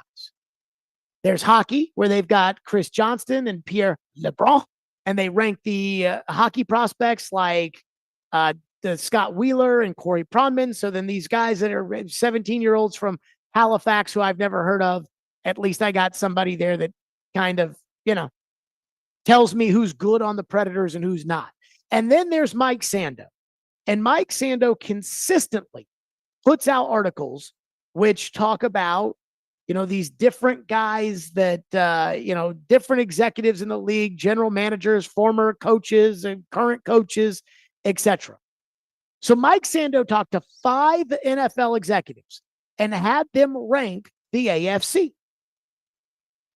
And Mike Sando's poll of these NFL executives, again, guys who probably make at least 7 figures in order to run teams in the NFL, do not believe in the Titans. They ranked 14th, only ahead of Vegas and New England.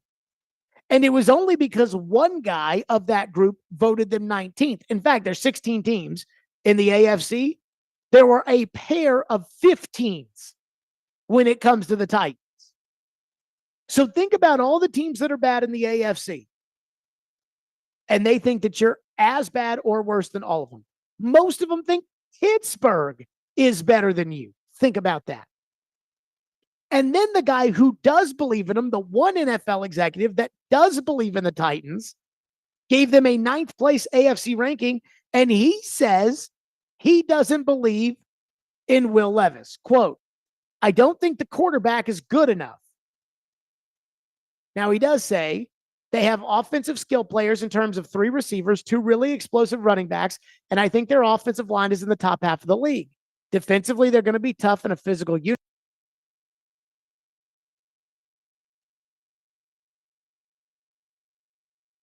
Is good. So he says the running backs are good, the receivers are good, the defense is good, hell, even the O-line is good. But I've got them 9th and not better because I don't think the quarterback's any good. And what this is this is another example of, for the umpteenth time in the year 2024, there's the opinion of Nashville and Titans fans and people who want to be optimistic, and everybody else outside of Nashville. When you go to the people inside of Nashville in the city, they think Levis has potential to be a franchise quarterback. They think Levis is going to be a franchise quarterback. They think this coach is going to be what puts Levis over the top. The owner sat down with Mike Keith when she fired Mike Vrabel, and Mike Keith asked her, "What do the fans have to be interested in?" And she said, "Well, we've got tons of cap space," even though the cap space, "and we've got a good young quarterback." And Mike Lombardi went on his show, and he said, "Good young quarterback? I don't think they have a good young quarterback." The people in Nashville think the Titans have a good young quarterback. The people outside of Nashville do not think the Titans have a good young quarterback. And usually the truth when it comes to these kind of things is somewhere in the middle. Now, here's the silver lining that I will give Will Levis that does matter to me. And that is when you talk to people that have been around Will Levis or are around Will Levis. Now, some of them, it's like, what are they going to say? What's Brian Callahan going to say? Is Brian Callahan going to say, yeah, Levis is a little wound too tight. Levis probably doesn't see the field well enough. Levis doesn't. Of course not. But again, I'm just thinking about these guys that go on the record. Brian Callahan loves Will Levis. Mark Stoops loves Will Levis. Liam Cohen loves Will Levis. Amy Adams Strunk loves Will Levis. Rand Carthon loves Will Levis. The one who I really don't know if they like Will Levis or not, the one guy I'm not sure about is Vrabel. And Vrabel was just always so close to the vest on that kind of stuff. It's hard to really get an idea of what he actually thinks or what he actually feels. And so when, again, it comes to who's right, these people that just absolutely believe in Will Levis versus the general public, which does not, 99% of the time, if it wasn't the Titans and it wasn't the Titans quarterback, I would say, well, the people who know him probably have a better feel than the people who don't. So if there's any kind of little silver lining to this, again, you can sit there and complain about what other NFL executives think, and there are some stupid NFL executives. Like the guy who runs the Panthers. He's stupid. But at the end of the day, I mean, when everybody tells you you stink and you're unwilling to admit it, I usually have a hard time.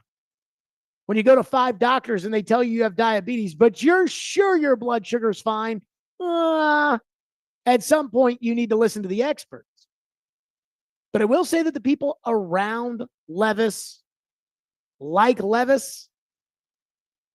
So at least that's a little bit of a silver lining. But let's not get carried away. You know, Adam in Portland called in earlier today, and I asked him who he'd rather have, Levis or Caleb Williams, and he said Levis. I mean, do you guys actually believe that? So make of it what you will, but that is a bad sign that most of these guys that run teams in the NFL look at you and say, pfft. Again, 2 guys ranked them 15th in the AFC.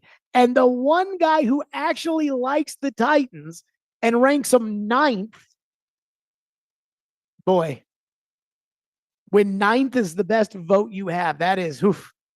The guy who ranks them 9th, even he says, yeah, my problem with that team is I don't think quarterback's very good. Again, you drafted a guard before you drafted Will Levis. Keep that in mind, too. 615-737-1025 is our phone number, 615-737-1025 here on our program if you want to weigh in on the show.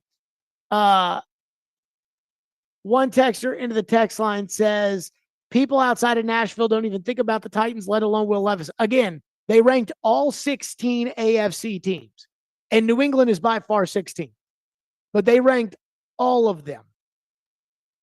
So, I mean, again, it's like, I used to talk to Floyd about this. On TV, all they wanted to talk about was Cowboys. When he was on ESPN and he was on the set of NFL Live every day, he'd go into a meeting, say it was June, and they're trying to figure out what to talk about on NFL Live. They'd be in a production meeting, and they'd say, okay, what's going on with the Cowboys? And that's where they'd start. He said, but when I was in the NFL, when I was GM of the Titans, we didn't look at the Cowboys and think, oh, they're the Dallas Cowboys. We looked at them the same as everybody else. So I'm assuming that these executives that Mike Sando is pulling are looking at the Titans the same way they look at everybody else. Who's good, who's bad, who's indifferent? I think they're looking at them all the same. Wes in Hermitage says, if Levis turns out to be another Tannehill but younger, how will the fan base react to that? Well, there's a process with all of this. If let's say that he maxes out at Tannehill, but he looks like Tannehill this year, then everybody will get excited because it's year 2 and they'll say, wow, he did that in year 2. Now let's see what he can do in year 3, 4, and 5. Justin Herbert threw for 5,000 yards in year 2. So if he does what Tannehill does and he throws for 3,700 yards or something like that, and the Titans go 9-8, I think Titan fans will say, okay, well, it's 3,700 this year, but they're going to get him more help next year and he can be. And so the Titans will convince themselves that he's better than what he is. And then we'll be stuck with him for a while. And then you'll all get frustrated. It's kind of where Jacksonville is with Trevor Lawrence right now. They think they have Joe Burrow. Nobody else on the planet thinks that. 615-737-1025. That's our phone number, 615-737-1025. Stillman and Company, 1025-1063. The game. First, though, let's tell all the fine folks out there. This week's Nashville's best deal is from River Queen Voyages. River Queen Voyages is the most fun and unique way to see the downtown skyline from the water. Head to theGameNashville.com/deals now to get a $50 gift card for only $25 to River Queen Voyages while supplies last.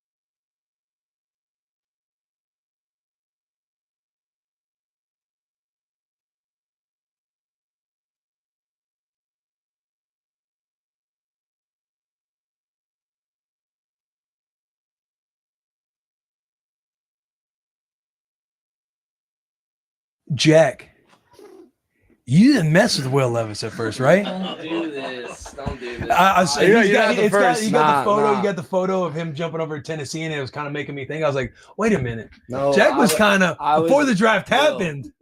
Will, I'm Jack. Nice to meet you. Tell him what happened. Lifelong Titans fan. All right. So when you were not selected in the first round, I put out a tweet. And it was like, when you don't select Will in the first round, it's some like dumb dancing gif. And it was nothing against you. It was purely for the value play. The second round when we got you, I was before like, that week awesome. Though, on busing, you're like, I hope we don't get. Well, I'm a Tennessee guy. I'm a Tennessee fan. So, previous season, it was fun to go back and forth. So you have a rival quarterback coming into Tennessee and, you want to have as much fun with it as possible. But when you got selected in the second round, and then when you had your first breakout game with the Titans, when you and D-Hop had those, like, Matt, what was it, 3 TDs, something like that, I did my due diligence, and in the parking lot afterwards, I said, I was wrong. I was wrong. And I said, I'm fully on the Levis train, and I want him to be as successful as he can, whether it's with the Titans or somebody else. So I'm fucking stoked. I've been singing your praises around town. I know you're going to be a dog out there. So, but it takes a man to admit when he was wrong. That is honestly one of my all-time favorite of all the Bussin' with the Boys stuff. Last week, they had Will Levis on their show, and the one little producer in the background was all out on Levis. The Titans drafted him, and now he's like, oh, no, don't tell the quarterback what I said. I don't want to look not cool, guys. What are we doing? Don't do that to me. That's my favorite. Because, again, in the Athletic, they rank the AFC teams. The Titans are 14th of 16th. The one guy who votes him 9th says, I think it's a good team. I just don't think the quarterback's any good. And again, it takes me to this dichotomy between the people of Nashville versus the people outside of Nashville. The people outside of Nashville think Levis stinks.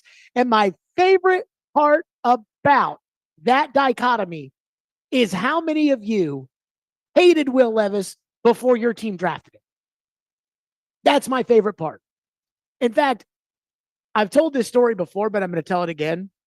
A year ago, before the Titans played Indianapolis in Nashville, I swore that Chris Ballard had come out and said after the draft, and I must be wrong about this, but I swore that Chris Ballard said if Richardson wasn't there at 4, they would have taken Levis. Like on the Saturday of the draft, that he said something like that.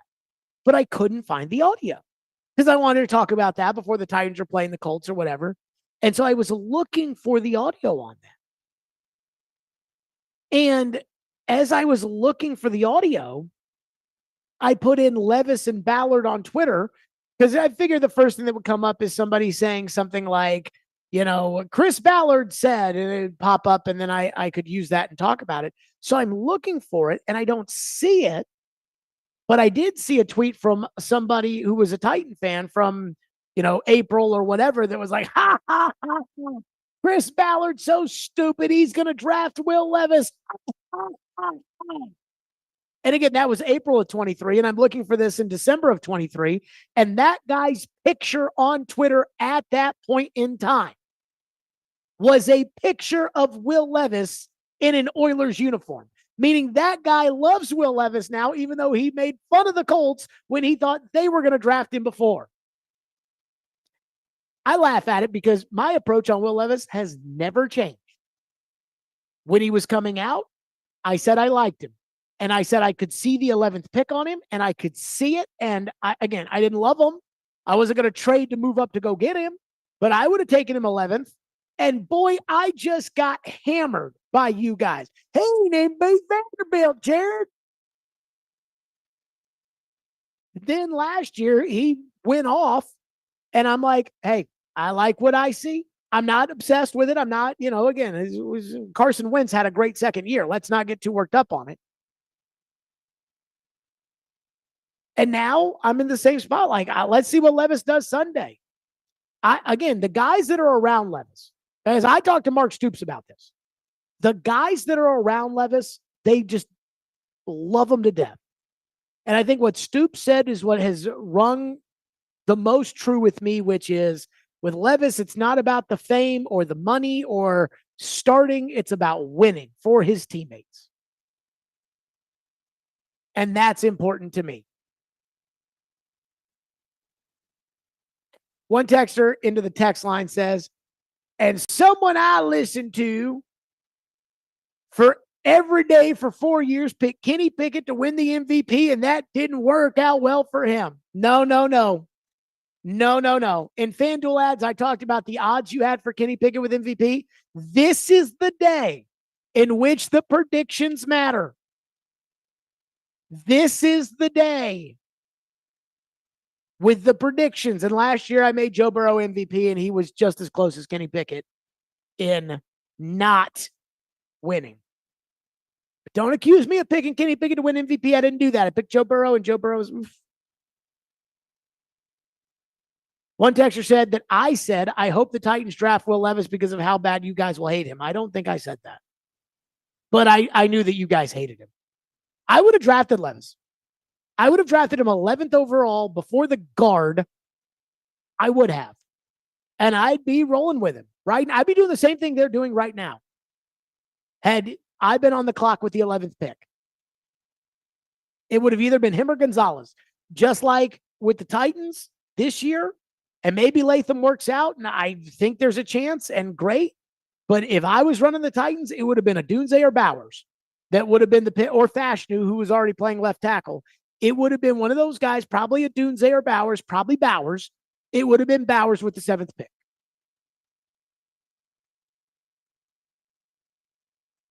Indy Ben texts in and says, it's funny how all these Titans fans were so against Levis in the draft and now they're all in. I know. Again, the city of Nashville thinks one thing and the rest of the country thinks something else. It's kind of like the 1980 presidential election. When Jimmy Carter won the state of Georgia where he was from, he also won D.C., but he won the state of Georgia where he was from, and Ronald Reagan won everywhere else. By the way, I think Jimmy Carter has 1 month to go before he becomes 100 years old. And he's been in hospice for like 2 years.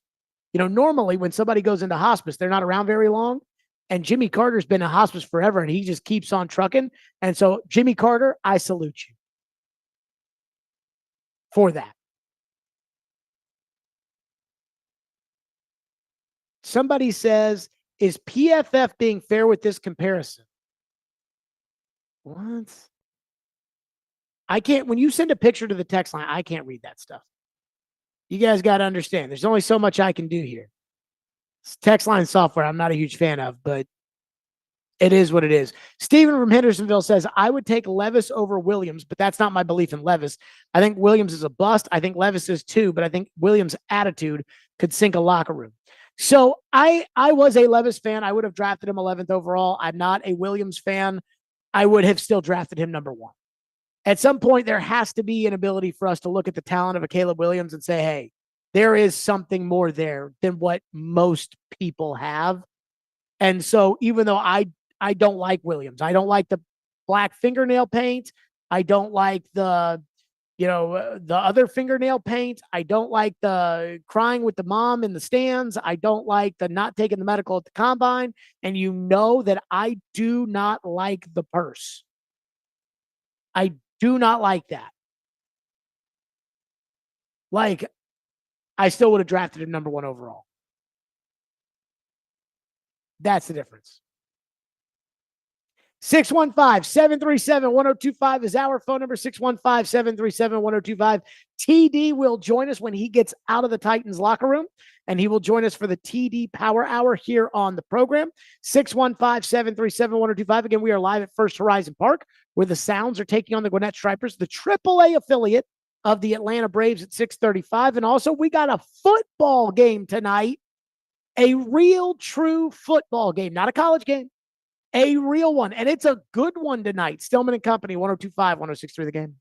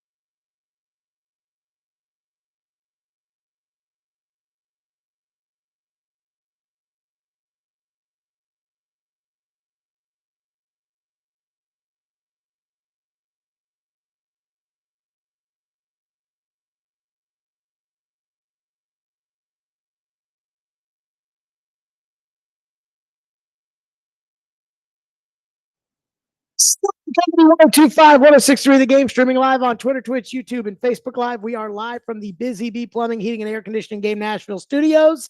It is a Thursday. We are live from First Horizon Park, where the Sounds take on the Gwinnett Stripers, the AAA affiliate of the Atlanta Braves, tonight at 6:35. And it's a good thing we're here, TD, because you are fresh out of the Titans locker room. Good to see you for the TD Power Hour. Yeah, for sure. Good to be seen, man. Good to be seen. Fresh out the locker room is right. And it was pretty dope, man. They played, I don't know if you are a hip-hop guy, but Rich Homie Quan, the rapper, he passed away today. And you know, Arden Key, he had that song, Lifestyles, playing. That was the first song he played in the locker room. I thought it was pretty dope. Well, R.I.P. to him. I don't know who that is, though, but I'm sure he's great. Yeah, he was a pretty outstanding artist. I only know a few of his songs. I'm more old school, but I definitely, that Lifestyle was an anthem for sure. TD, let's start with this. Today is the first day of the NFL season. That's where I always do my official predictions. You can see right here, I picked every game throughout the course of the year. And then I kind of come out with the, you know, and again, I always tell people, these are whatever your favorite prognosticator is, his opinion is probably just as valuable as whoever your least favorite prognosticator is. For me, it's Dr. Z, the late, great Dr. Z. I thought was the greatest prognosticator, and I think Terry Bradshaw is the worst. And so that's kind of how I've got the Titans 7-10.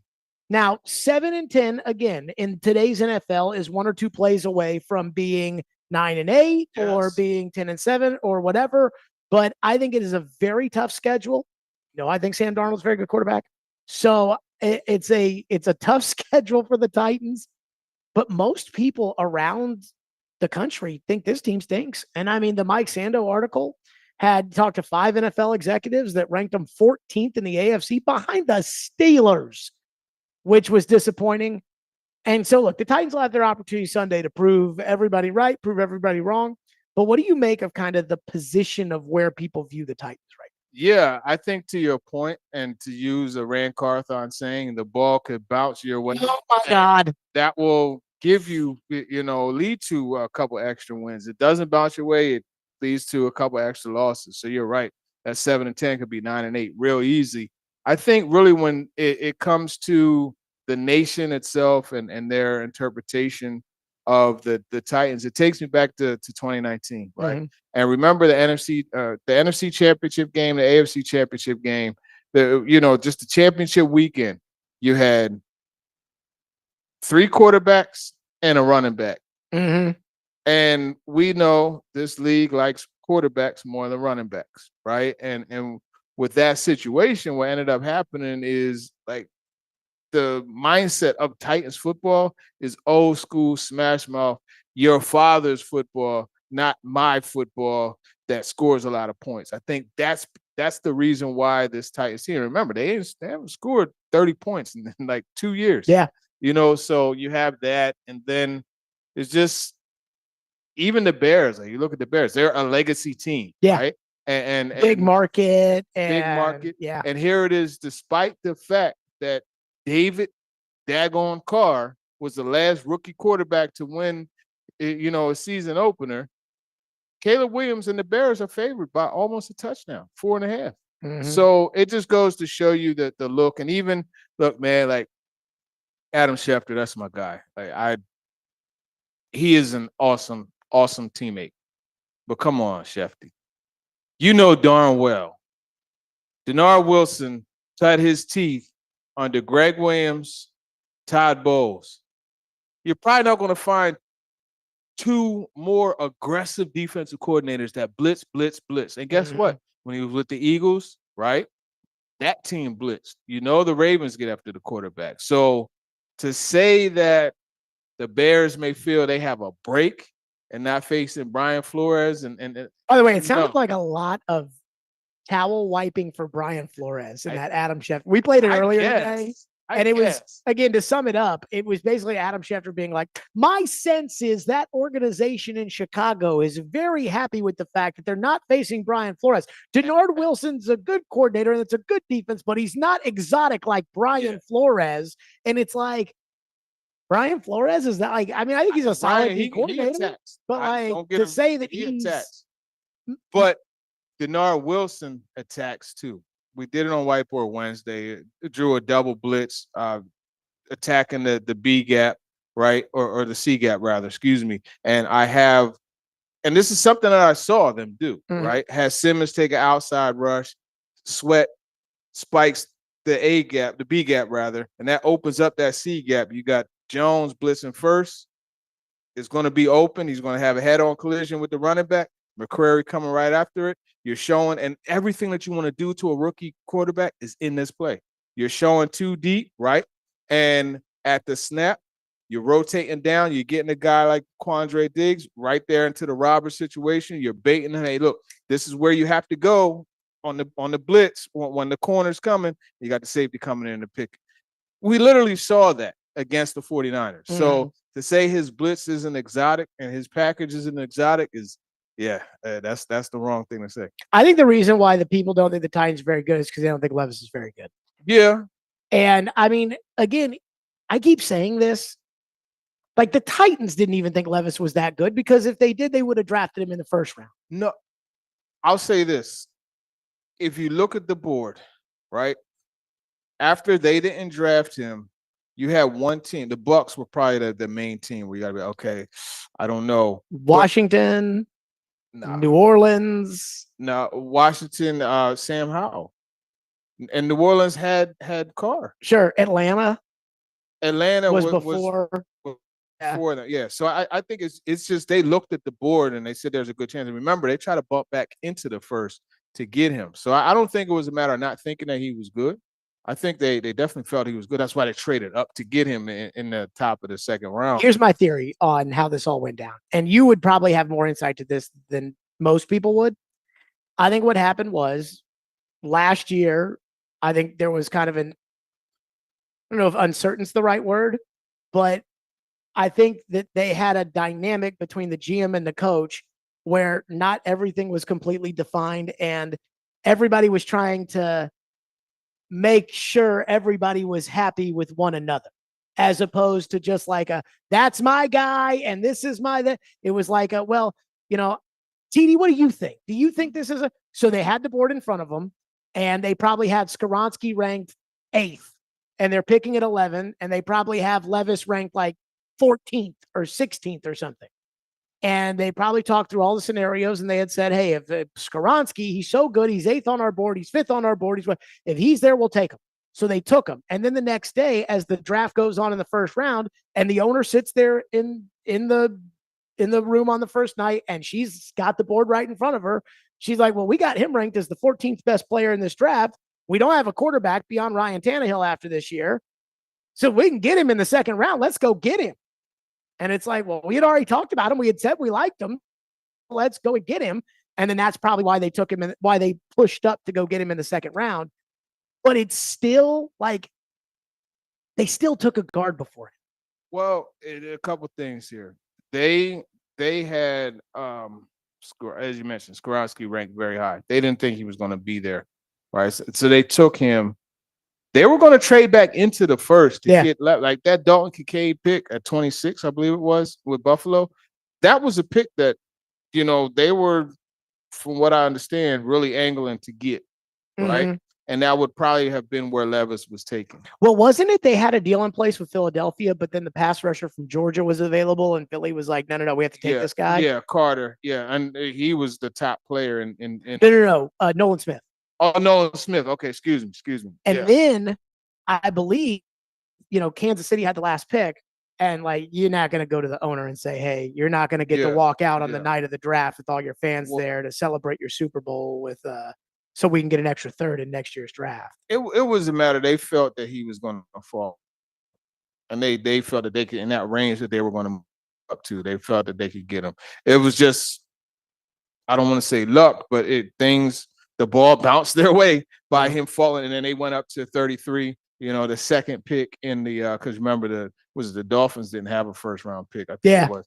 Yeah, so it was pick 32, Joey Porter Jr., and 33, Levis. But I still think a lot of it's because a lot of people around the country just don't believe in Levis. They don't believe in him, and he's one of those guys. I mean, we've seen it. Like the criticism of him is just it's stupid, almost. I mean, okay, Rich Gannon, you're going to get upset with him because he had his beautiful girlfriend and his beautiful sister there, and And hey, beautiful you're not mom. supposed to have, and beautiful mom. Like, come on. I just think it was excessive. Now, some of his dumb shenanigans, like with the banana and with the mayonnaise and stuff, yeah, it didn't do him any favors. But I don't. I think that it was just a lot of. He's just like a polarizing person. But like, and you've from sitting in his press conferences, once you actually talk to him, you're like, man, this dude, he's actually all right. So I said this in the last hour. I said the one thing that I like, the silver lining in all of this, when I see executives across the league that aren't there every day that say, I don't like the quarterback or whatever, is you talk to Mark Stoops or Liam Cohen, and those guys will take a bullet for Will Levis. And everybody that's associated with the Titans right now will take a bullet with Levis. And I don't know how Vrabel feels about Levis, but Vrabel never really lets you in unless you're like a made man like Derrick Henry or Harold Landry. It's really hard to know what Vrabel actually thinks of an individual. I mean, I don't even know what Vrabel thinks of Tannehill. And so I don't know what Vrabel thinks of Levis one way or another, but the people that for the most part that are around Levis, when they speak on record, they speak very, very highly of Levis. Yeah, and rightfully so. He is someone who I'm not going to say he goes out of his way to please people, but he's someone that you watch him interacting with his teammates. Like he wants to make sure that they're good. You watch him with the coaches. I mean, how many times have you heard Nick Holtz? Nick Holtz actually said that he's one of the most in tune and coachable quarterbacks he's worked with. And Brian Callahan has preached about how much of a pleasure it is to coach Will Levis. So, I mean, if those guys are saying it, like there must be something to it. PD is with us here on the program, 615-737-1025. We'll hit him at the end of the hour. And at the top of next hour, my official predictions, which I don't know if anybody actually cares about, but I get excited about it every year. 615-737-1025. TD is with us on the program. Coming up next, the Bears game. What do we make of it?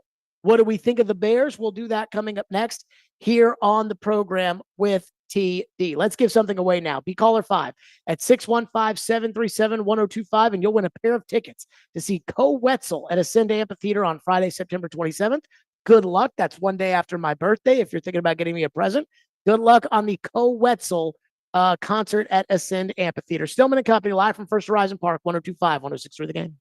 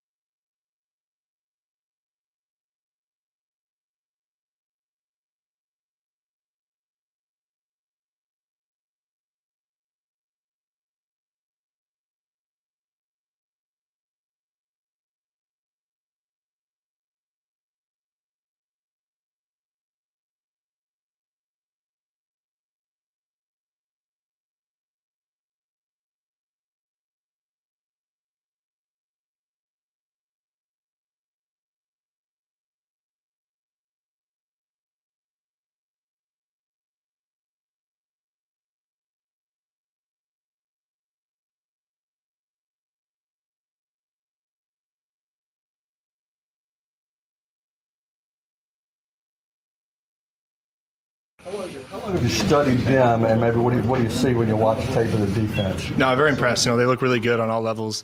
The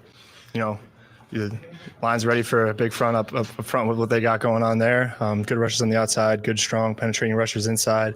And then, they performed as well as they did, especially towards the end of last year for a reason. You see the turnovers, you see the ball disruption, the, lack of rush yards that they're giving up. So it's a great challenge for us to get out there and kind of see what we can get done in this week one. Hey, that was Will Levis talking about the Chicago Bears. TD is with us at First Horizon Park. TD, I assume that Saturday you will be taking a Southwest Airlines flight straight to Chicago? Shout out American Airlines, man. Really? Yeah, I'm an American Airlines card holder, so I gotta use those points and generate the points too. I will just say this. I have been on an American Airlines flight with TD before, and I've been on a Southwest Airlines flight with TD before, and the Southwest experience was a lot better than the American Airlines experience, if you remember that. Yeah, the AA experience, American Airlines experience, that was coming back from Green Bay. Oh, yeah, where we sat on that plane in Appleton for an hour and a half and then they closed the door in your face. Oh, man. I wanted to fight. So let's start with the Bears. There is so much hype around the Bears, probably because they had an okay team last year, and it feels like they've upgraded at quarterback. They brought in Roma Dunze, who you and I both liked coming out. They brought in Keenan Allen, who is kind of like DeAndre. He's always going to be a dog one way or another. So when we look at the Bears, TD, what do we see? Yeah, when you look at the Bears, you want to start on offense then? Sure. Okay, so you look, DJ Moore, and I've said this multiple times. He's a true number one. True number one. Yards after the catch ability, attacks the football. You could play him all over the place, X, Z, slot.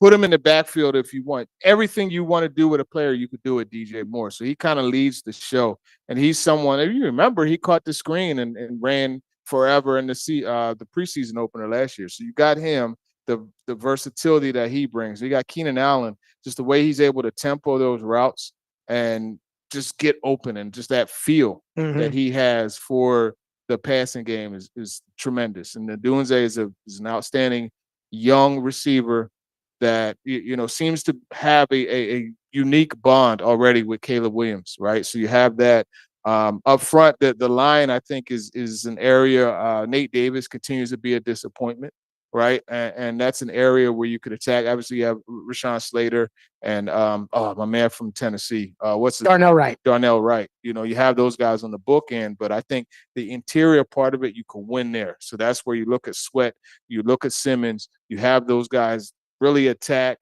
and collapse that pocket up the middle. I don't care if it's Caleb Williams, Drew Brees, or Tom Brady, Aaron Rodgers. They'll all tell you the thing they hate the most is the pocket being collapsed into their face. And that's where the mismatch is for the Titans D-line. So you do have that.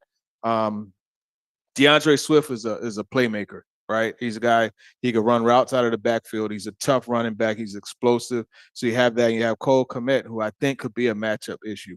I think that's where the Bears will, and obviously the receivers, it's going to be intriguing watching that.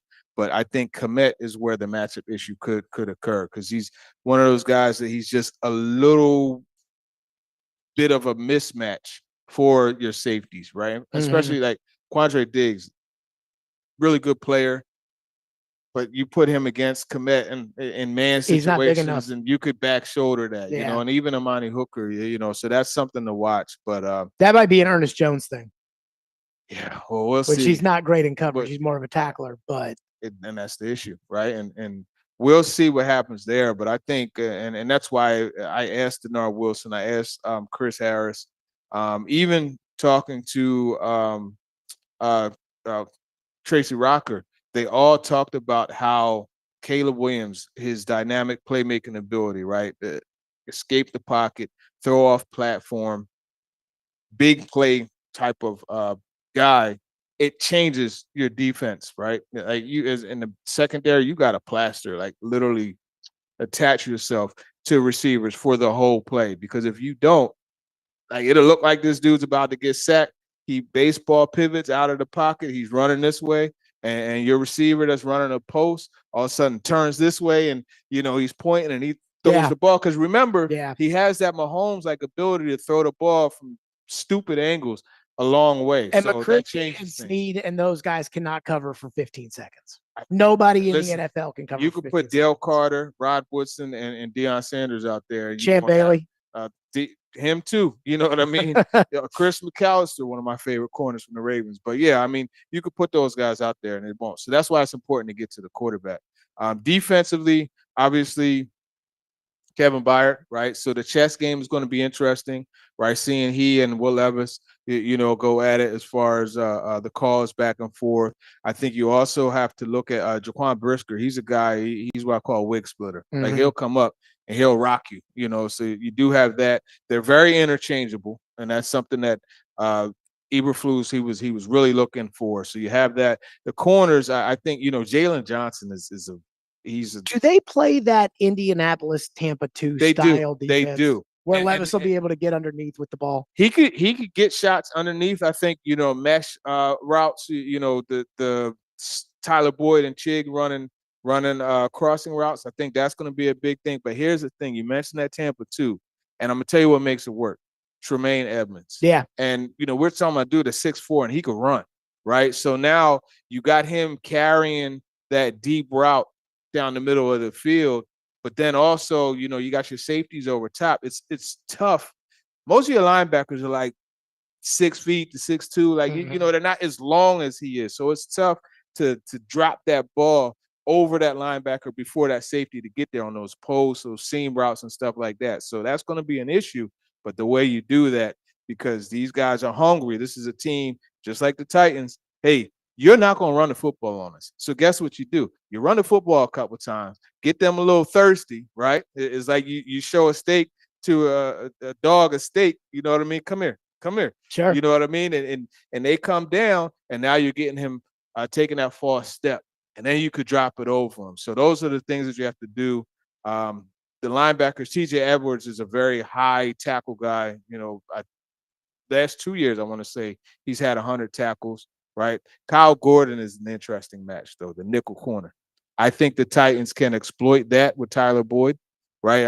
I think you look at the size and how Boyd is able to settle into that zone, which they're going to run a lot of. I think that gives the Titans an advantage, but it's just up front. I mean, DeMarcus Walker, he'll give you former Titan. I wish he was still on the Titans. He's a good player. He had 7, 8 sacks. But he'll give you spurts. Andrew Billings, though, talk about a fire hydrant, 6'1", 317 pounds. Like, that's one of those dudes that is just like, it's hard to move something like that. And he's very, very strong coming out of Baylor. He came out I think 7 years ago, but he was in Cincinnati, I want to say, and then, came to the Bears. But he's someone, and I saved the best for last. That's Montez Sweat. Yeah. Montez Sweat is a darn problem. Because he's strong, he's fast. This joker, he ran a 4.5. I think it was Coach Shoup told me that he felt like Simmons and Sweat were the same, except Sweat was a pass rusher and Simmons was an interior guy. But as far as like how good the two of them were, it was like they're that level of player that's on the same. Well, you think about it, I want to say, Simmons still went before Sweat. Yeah. With the ACL and with the nonsense. There was like a heart question with Sweat. Like not a does he have the heart to play, but like was his heart pumping enough blood to his body? There was that. And the thing with him though is he has everything you want as far as a pass rusher. He has the power, the agility, the speed, and guess what? He has length too. Yeah. And I asked JC Latham about him, and JC was like, man, he's big, he's strong. And I've seen a lot of times where he goes up against a guy and just has his way with him. Would you move Sweat if you were the Bears? Would you move Sweat to the other side? Would you say, hey, we're putting you up against PT? Or are you saying, go take the rookie out because you know how to do this? Both. I would move him around. Because DeMarcus Walker, they could put him anywhere on the line. Yeah, I mean, even inside. I think if the Titans win this game Sunday, they're going to have to do it because of defense. Like that it's going to have to be defense, your point, get a turnover, run the football with Tony Pollard, mix in Spears, especially in the passing game. But, I mean, I think the Titans need to win an ugly football game on Sunday. I don't think they're going to be able to go out there and just, put it to the Bears. Whereas I could see the Bears going out there and trying to put it to the Titans if the Titans pass rush can't get to Caleb. Yeah, because this Bears defense is good. And when they got Sweat last year, who, by the way, led the Commanders and the Bears in sacks last year, when they got him, it just elevated, and now you got a safety that's going to be healthy, is going to be out there and Byard. It's going to be a dogfight, right? And what would you do with going to be tough. What would you do with Snead? Would you put him on one of their three guys? Would you say, hey, you've got DJ Moore? Or would you say, hey, if you're on the left side and Roma Dunze goes out there, you got Roma Dunze. If they put Keenan Allen out there, you got Keenan Allen. Or would you match them up? Because I look at it like this. Awuzie is a starting corner. McCreary's a starting corner. And McCreary's getting better, but McCreary's your nickel in the slot anyways. L'Jarius Sneed is a true number one corner. True number. And DJ Moore is a true number one wide receiver. And I want L'Jarius Sneed and the $19 million going up against DJ Moore. Because the one guy, Allen will frustrate you, and Adunze is a rookie, but he could do it. The one guy that I know could dominate the football game is Moore. They use Keenan Allen, like right now he's projected to be the slot guy, right? So that means he'll match up with McCreary. I like Cheeto, the veteran, against the rookie. Adunze? So to your point, I probably would put DJ Moore as Snead's assignment, right? But with an eye on the other stuff. Like if I notice that somebody else is getting killed over there, I probably would mix it up. And the thing that's so good about Snead is you could take this, he plays slot, like anywhere, left, right, nickel. Just tell me who I'm covering, coach. And the thing also about Snead, and I saw it early in camp, his hips are so darn quick. And it's funny because they talk about how he goes through, walk through like it's at a game pace. Mm-hmm. And when they said that, it made sense because I remember it was one of those aggressive walkthroughs and Ridley ran a double move type thing, or like worked his way through it. And Snead stepped outside and flipped his hips back inside so quick. And I'm like, dang, that's why he's such a good corner. TD is with us. We'll hit your phones at the end of the hour, as we always do, 615-737-1025. But coming up next, Taylor Lewan says DeAndre Hopkins is out for Sunday. TD, I believe within the last hour, you've talked to DeAndre Hopkins. So we'll get into that. What do we know? What do we not know? We'll do that next. Stillman and Company live out at First Horizon Park. Do want to tell you about Hiller Plumbing, Heating, Cooling, and Electrical. Had Hiller at my house today, and it's kind of a big project. And so they sent out one of their project managers. And I mean, you talk about the experts. I had about 19 different questions about 7 different things. And their project managers are so thorough, so accurate. I mean, they know exactly what they're talking about. Do I look like somebody who knows anything about a main split off of an HVAC unit? Of course not. Do I look like somebody that knows anything about drilling through a brick chimney in order to put a power in? Of course not. But that's why I trust the experts in my home at Hiller. And anytime that you can just go right on the phone, happyhiller.com, and you can schedule an appointment, and they are going to send out the best of the best. I've seen how these guys train. And again, I trust them with my home. I hope you do the same. And this month, Hiller is treating you like family with their Friends and Family Savings event. Happy Hiller Club members like me save up to 25 cents, up to 25%. Up to 25% off the first HVAC, plumbing, and electrical repair. And I'm going to need that 25%. Trust me, guys. And everybody else gets a 10% discount. Present your coupon and save. Visit happyhiller.com to download a coupon today. That's right. Hiller Plumbing, Heating, Cooling, and Electrical. My guys, proud supporters of the Preds, the Vols, and Vandy. They're probably at my house right now, honestly. Hiller, call the Happy Face truck today.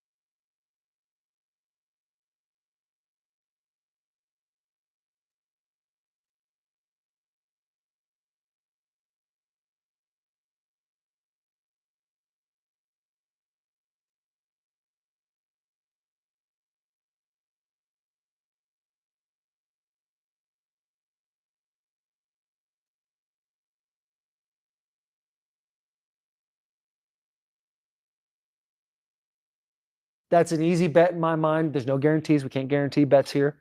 But I'm taking that all season long. Right now, I believe the Bears are favored by 4 points. But dude, you got Calvin Ridley, and this is why it makes it ball. DeAndre Hopkins is not playing. Right. We just found out that he's not playing. I heard he was playing. Now he's not playing. I'm telling you, I know he's not playing. Oh, okay. I'm going to tell you that right now. Breaking news. Breaking news. DeAndre Hopkins is not playing in that game. But revamped offensive line, Calvin Ridley, Chigankounkwo, Pollard, Spears. Their offense is more dynamic than it's ever been. The play calling is more dynamic than it's ever been. And the defense is wildly slept on. You got Jamal Adams, who's going to give you a hell of a 3 games, which, by the way, he's also not playing in this game. Oh, my God. But he's going to intimidate their ass off. He's got a good off-the-bus look. He's not playing. I actually forgot to tell you guys. Definitely going to be a fashion show. Boys are. I think the boys are going to show up in a big way. And then all of a sudden, there'll be some clamoring about the Tennessee Titans after week 1. That was Taylor Lewan. Ian, correct me. This was not Bussin' with the Boys that was on. Correct. It's on some other podcast. Yeah, they started a new podcast. Oh, hold on. The Locker Room. There it is. Locker Room podcast. Thank you, Teron. Yep, the Locker Room. Okay. So he says DeAndre Hopkins is out Sunday. I don't really care about Jamal Adams. I mean, I don't want to sound like a hater, but I don't really care that Jamal Adams is out. I mean, I kind of expected that Jamal Adams was going to miss a lot of games. But the DeAndre thing, I don't like that. But you were in the locker room literally an hour ago, TD. You talked to DeAndre Hopkins today. So what do we know as far as DeAndre's availability for Sunday after you talked to him today? Yeah, he said he feels good. And he said that, because I asked him directly about the report. I was like, hey, listen, man, there's a report that you're not playing. They're already saying that you're out. What do you think about that? And he said, well, I don't really pay attention to reports. But, I'm feeling good. And I was like, well, how has the week been for you back at practice? He was like, it's been good. Everything feels right. Now, you look at what happened yesterday. So he came back to practice yesterday. He had the jogging pants on, and they weren't in pads, right? Mm-hmm. Today they were in pads. He had a sleeve on the left leg. Both times, Wednesday, you could tell, okay, he's favoring a little bit early. Mm-hmm. But then as the period of individual went on, he's just running, boom. And here's the thing, right? What makes me think he's going to play. Normally, during individual period, what I remember from last year, there were times where he would step back and not get a rep, right? Every rep yesterday, I saw him take part in. Mm-hmm. You know what I mean? So I think you have to look at that, and I think he plays. I think he plays. Not to say that Lewan's report is wrong, because I'm sure he got it from a good, but I think it's too early. Too early. I will bet that he'll be listed as questionable, but I think he plays. It's too. Here's the thing: if he didn't practice, right? If he missed yesterday, missed today, or even one of the days, I could say, okay, you know what? He probably won't be out there. But he's practiced. And we know DeAndre Hopkins is not usually one that's going to practice and not play. Isn't the knock on DeAndre coming in was that he didn't practice and played? Yeah. That it was like that he doesn't practice, but then he plays great in the games. And so now you're going to tell me he's going to practice, but he's not going to play. I mean, I guess I'm a little torn. I don't know anything about anything. You talk to DeAndre, and obviously Taylor has sources over there. Yeah. And Taylor's been very pro-Titan. And you know how this is in the media business. Guys that are pro-team, usually the team likes. And so, the guys, not you guys, the guys that are pro-team. Yeah. Did I say you guys? I think you did, but I just wanted to make sure. Yeah. But again, it's like I said, it's like in politics. You got the sides, they go on their channels on TV because they like that. And so Taylor's been very pro-Titan, almost kind of pro-Titan to where I'm not sure I totally believe all of it that he said. But again, I don't think he's making this up. No, he's so that definitely means not making it's somebody over there. Some people called in and say, what about the idea that the Titans leaked it to Lewan so that Chicago will think that DeAndre's not playing, so that then DeAndre will play and Chicago won't know what hit him. And I'm like, I don't think Chicago operates like that. Yeah, no team operates like that. Until the guy is completely ruled out, they're going to like prepare like as if he is playing. Yeah. You know what I mean? Because the last thing you want is for him not to be out there and you didn't prepare for it. So no, they'll prepare for him. Can I tell you, I think DeAndre is a crucial part of this game. Absolutely. Because we talk about the Titans and the fact that the Titans have 3 corners that are NFL starting caliber corners, and Chicago has 3 receivers that are NFL starting caliber receivers, including, like Awuzie is kind of an older guy, but he's good. At one point, he was a number 1. He's not a number 1 corner anymore. Same with Keenan Allen. And McCreary's a young guy who's very good, and Adunze, young guy, very good. And then DJ Moore and L'Jarius Sneed are at the top of the league in their professions. In this case, like Jalen Johnson is one of the best corners in the NFL, and things have been off. For whatever reason, things have been off between Levis and Ridley. Not that I think that means they're going to be off on Sunday, but DeAndre is his guy. Absolutely. And he needs his guy out there on Sunday. Yeah. I mean, Tyler Boyd's going to be good for that little stuff, short and getting it out. He's going to throw the ball to the running backs. But I truly believe they need DeAndre. And I haven't seen enough from Burks. When he got put into that spot, now he didn't play a ton in the preseason to sit there and judge it on, but I just haven't seen enough from Burks to feel comfortable that, hey, if DeAndre can't go, Burks can step in and they'll be okay. Yeah, you shouldn't feel comfortable. You shouldn't. That's the bottom line, because Treylon Burks has not shown himself to be a consistent option for you. I feel like his training camp was kind of what his career's been like so far. Yeah, it's flashes, So yeah, Hopkins not being out there, that hurts your young quarterback, and it hurts the matchups, right? You look at Tyreek Stevenson, you look at as I mentioned, Kyle Gordon. I think the number 2 receiver, like whoever Jalen Johnson isn't covering, I think the Titans will have an advantage there. You know what I mean? And Ridley, Hopkins.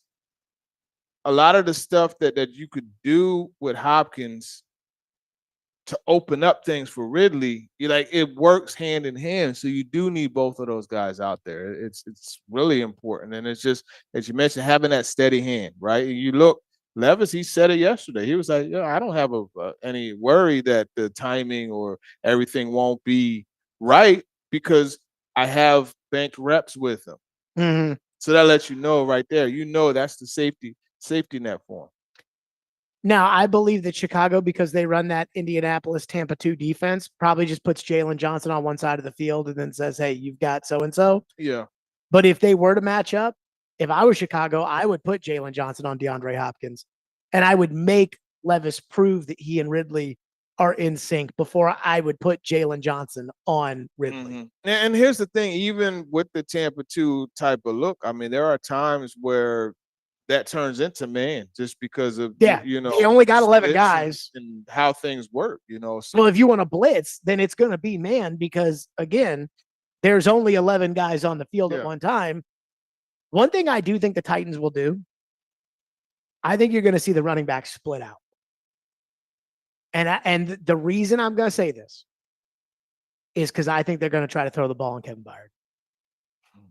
I really think they're going to try to isolate those safeties, and I think they're going to do it. I think they're going to bank on the fact that they're not going to put Edmonds on a running back because the running backs with this team are probably too fast for Edmonds. Mm-hmm. Well, the thing is, they don't run a lot of man, so that's the thing that, they're a high zone team.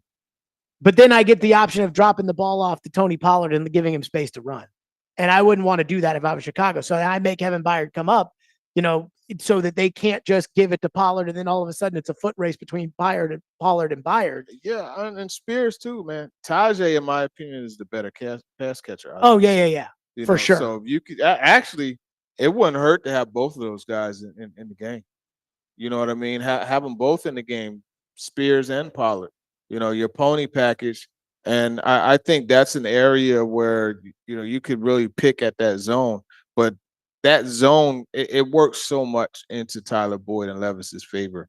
Mm-hmm. And that's going to be the connection that really has to come to life. And don't be surprised if Boyd, not only for the year, for this game, but for the year, don't be surprised if he leads them in receptions. I will not a lot of yards, but don't be surprised if it's, a lot of receptions. Okay, your phones for TD are next. 615-737-1025 is our phone number, 615-737-1025. Let's talk window nation. Did you know that most of your home's cold AC this summer leaked out through your windows? Do you know how much you guys pay for that HVAC? I know how much I pay for the AC, and I don't like that. So let Window Nation get the most energy efficient windows that will save you money, because with the nice weather this September, and it is much, much nicer this week than it was last week, it's a great time to replace them with energy efficient ones that will save you money on heat this winter. Right now, Window Nation's running a great special. Buy 2 windows, get 2 windows for free. That's right. It's as simple as that. Buy 2 windows and you will get 2 windows for free, period. There is no limit on how much you could save. And you could save even more because 0 down, no interest or payments for 24 months. Again, no interest, no payments, and 0 down for 24 months. Call 866-90Nation or visit windownation.com to schedule a fast, no obligation in-home estimate right now with the pros at Window Nation. The one I trust. 866-90Nation, windownation.com.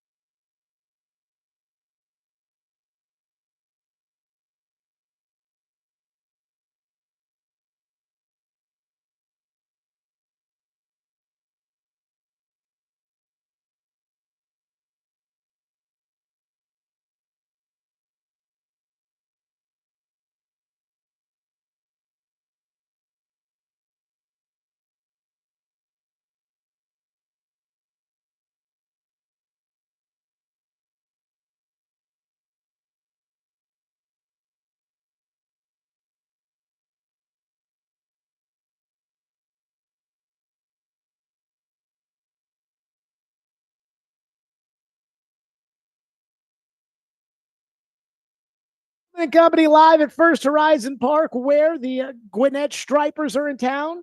You know, they used to be the Gwinnett Braves, TD, and I as a kid used to wish that the Richmond Braves, the old AAA team of the Braves, that they would come down and play the Sounds when I was a kid, and they never would, because the Sounds were in the Pacific Coast League and Richmond was in the International League, and now they've changed it.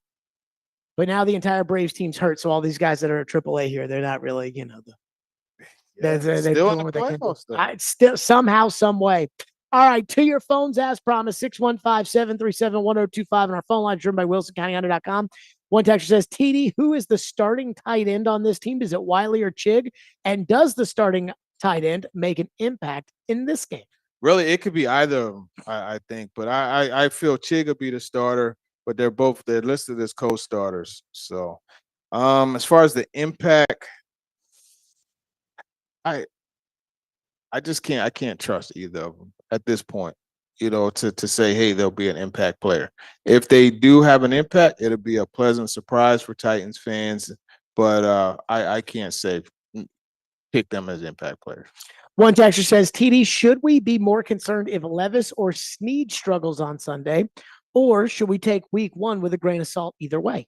Yeah, I wouldn't be concerned with struggles because this is a good defense, right? This is Sorry about Chicago. Chicago. This is I would say a top 5 defense, and they are a team that smothers you against the run, and they've gotten better in passing defense. So you have that. As far as Snead is concerned, I wouldn't be too worried. This is the first game.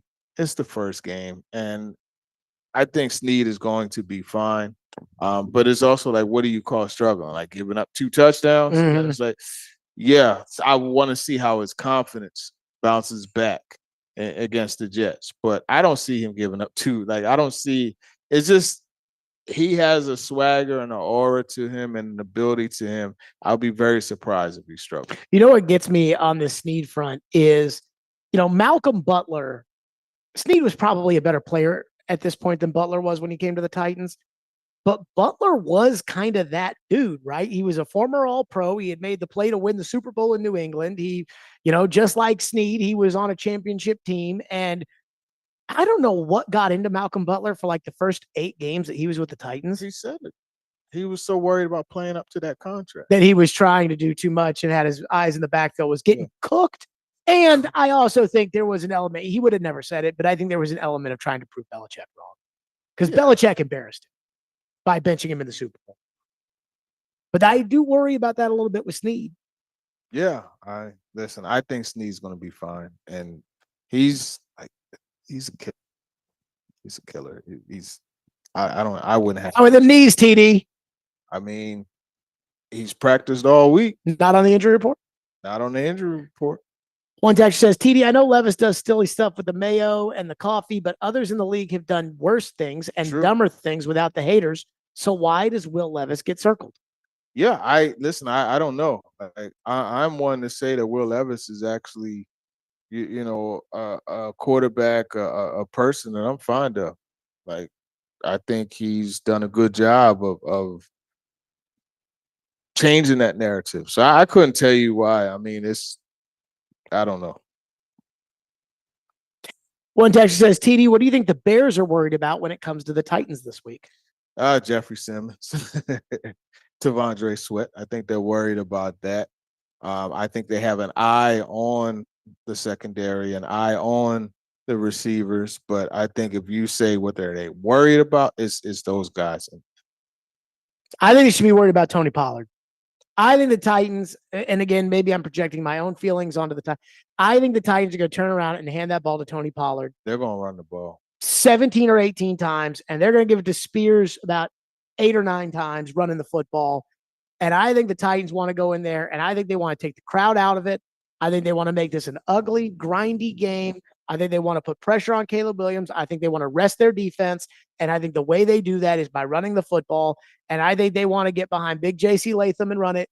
And maybe I'm projecting my own feelings on it, but I think that's exactly what their plan is on Sunday. They want to go in there and take the crowd. And that's the reason why, starting with Monday, I've been asking about that opening drive. How critical is that first start? How important is it to get a touchdown on that opening drive? And all of them, from J.C. Latham to Nick Holtz to, Callahan, they're all saying that's very important. Bill Callahan said it also. It's a tone setter. You get the ball and you drive down the field and score a touchdown, that momentum is there. The defense feeds off of that. Now, the defense can't go out there and allow a touchdown of their own, but that is something that will fuel the defense, and then it just kind of like works off of each other. You think that Chicago is going to try to, Trevor talked about Tavondre Sweat when he got drafted about his weight. And Trevor said he cannot play in the NFL if he's 380.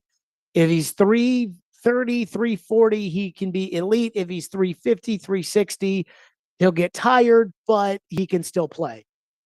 And he said in the NFL, you just can't do what you did in college. That the NFL teams can run you out of games and things like that. If I'm Chicago, what am I trying to do to test out how much I can put on Tavondre Sweat and to see if I can get him out of the football game? Because if Sweat is in the game, regardless of whether or not Sweat becomes, a superhuman, he's at least eating up two guys on the offensive line no matter what. And the more I can get him on the sideline, the better chance I have at containing Jeffrey Simmons. So I do wonder, what are those things that Chicago could do in order to try to get Sweat out of the game? I would try to get him running horizontally, like screen it. I would try to, stretch and those different things. And that's how I would attack him. And look, I mean, DeAndre Swift is really good for both. And then remember, they got Velus Jones in there playing running back as well. So that's how I would attack him. One texter into the text line says, TD, I called Chicago radio yesterday. They love Caleb Williams, but are worried about Jeffrey Simmons wrecking the offensive line. Isn't that what I just said? Right. Hey, listen, Jeffrey Simmons against Nate Davis is true advantage Titans. Whatever happened to Nate Davis? He had a promising beginning to his career. He did. And then the exit out, there were some injuries, and then it just kind of like, I don't know if it was his confidence or what, but it just like his last year, the tail end of it was like, yeah, he probably won't be back, The tail end of it was like he and Vrabel don't like each other. And that was a little surprising for me because, Vrabel likes the fat guys. And, like if you're a made guy, if you've been a starter for like 3 or 4 years, Vrabel probably didn't bother you much. Mm-hmm. Yeah. But Vrabel didn't like Nate Davis. The two guys that I don't think Vrabel liked very much, Nate Davis and Brett Kern. Like the two guys that were legitimate contributors that mattered, that there wasn't really a lot to them. I'm not sure Vrabel liked those two guys. I could be wrong, but that was just the vibe I got. Got Brett Kern killed against the Bucks with that fake punt, man. Oh my God. Sheesh. And if they didn't blow the whistle, they'd have lost that game. Yeah. I remember when he did that. They won that game, and I thought Vrabel, oh my, that was the old Vrabel that went for it on every fourth down. He was like Dan Campbell before Dan Campbell. Yeah. Unbelievable. Screw analytics. I'm going with the gut. TD, have a safe trip on American Airlines to Chicago. We will talk to you on Sunday ahead of the game on the pregame show. Thank you for stopping by. Always good to see you. Yeah, for sure. Can't wait. Coming up next. Well, I got upside down. Prediction time. I have predicted every single NFL game. And we will get to that next. Stillman and Company, 102.5, 106.3 The Game.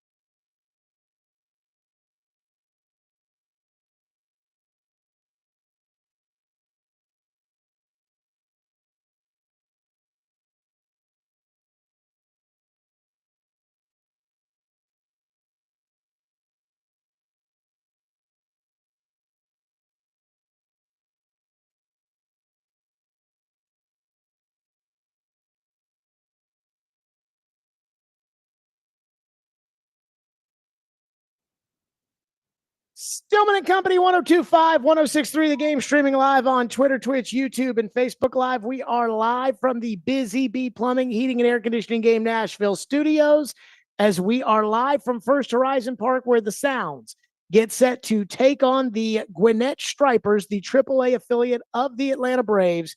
And, of course, that game is right here on 94.9 The Fan, not on 102.5 The Game, but 94.9 The Fan. That game is on 94.9 The Fan. It's the Braves AAA affiliate. You know, I get excited about that. But as Ian said in the update, and you heard it right there, tonight, which is very, very exciting, we get an NFL football game. Very exciting. Ian, how excited are you? Oh, I'm ready. I mean, not only is it the first game, but it's a good game against good teams, and we get to watch Derrick Henry and his new purple digs. So should be good. So with that, I have picked every single game of the NFL season. That means that if we're talking about week 12, Chicago versus Detroit, in Detroit, I have picked Detroit to win that game. And so what I do, it's the same as what I did last week when it came to the SEC schedule, where I pick every single game. What I do is I go through, and then I don't say, okay, I want Cincinnati to finish third in the North. No. I go through each game, and then I divvy it up, and then we do the playoffs and so on and so forth. So without further ado, Ian, it's time for the AFC in 2024. Let's start with the AFC East. You know, I heard Kaharski say that he was going to go with 3 playoff teams making it out of the AFC East. He's going to go with the Buffalo Bills, the Jets, and the Dolphins. And the Dolphins made it last year, and the Bills, it was the last game of the year when they went up against one another. I got one playoff team coming out of the AFC East. It's Buffalo. Buffalo is 12-5. The New York Jets are second at 7-10. I was surprised at how many games when I looked at the Jets schedule that I was like, the Jets aren't going to beat San Francisco. The Jets aren't going to beat Buffalo. The Jets aren't going to win. They got to lose a bad one. They'll lose at New England, which they shouldn't, but they'll lose a bad one. They play Jacksonville. That's kind of a toss-up on the road. Somehow, some way, 7-10 for the Jets. Miami, 7-10. I do not believe in Miami, and that does include a Titans win on the road at Miami in week 4 on Monday Night Football. Miami has to play Buffalo. That's not good, and they don't get the back end of their schedule. Remember, Miami's the kind of team who does not like going where it's cold late in the year. Week 13 at Green Bay, they ain't winning that. Week 16 at Cleveland. Week 17 at Cleveland, they ain't winning that. Week 18 at the Jets. Week 16, San Francisco on the road. They got to fly from Miami to San Francisco. They're not winning that. I have no faith in their quarterback. Miami 7-10. And New England in last place at 3-14. And I have to be honest with you. When I went through New England and I was picking some of these games, some of it was like, surely New England's not going to lose every game. Surely they're not going to lose every game. The 3 games I have New England winning this year, the Jets at home, again, divisional game. I have them beating the Jets at home after they start off 0-7, and then they win at home against the Rams and at home against the Chargers. Foxborough, ugly weather, late at night, teams traveling from LA. The Rams always lose one for a cocktail game every year anyways. So the Patriots at 3-14, that is the worst record in the AFC, and that is the worst record in the NFL. So, again, according to my count, I will have the New England Patriots drafting first overall.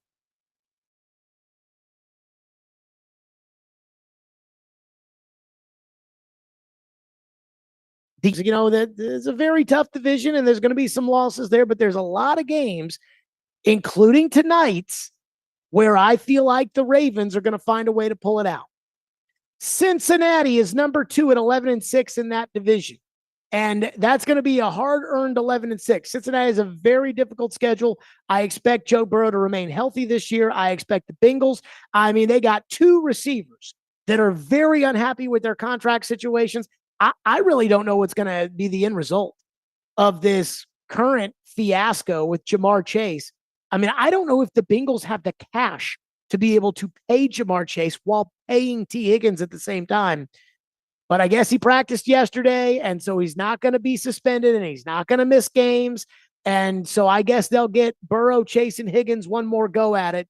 Cincinnati 11-6, Cleveland 9-8. Cleveland has a very difficult schedule because not only do they have to play the Ravens twice and play Cincinnati twice, but they have to play Dallas. They have to go on the road to Jacksonville. They have to play the Chargers.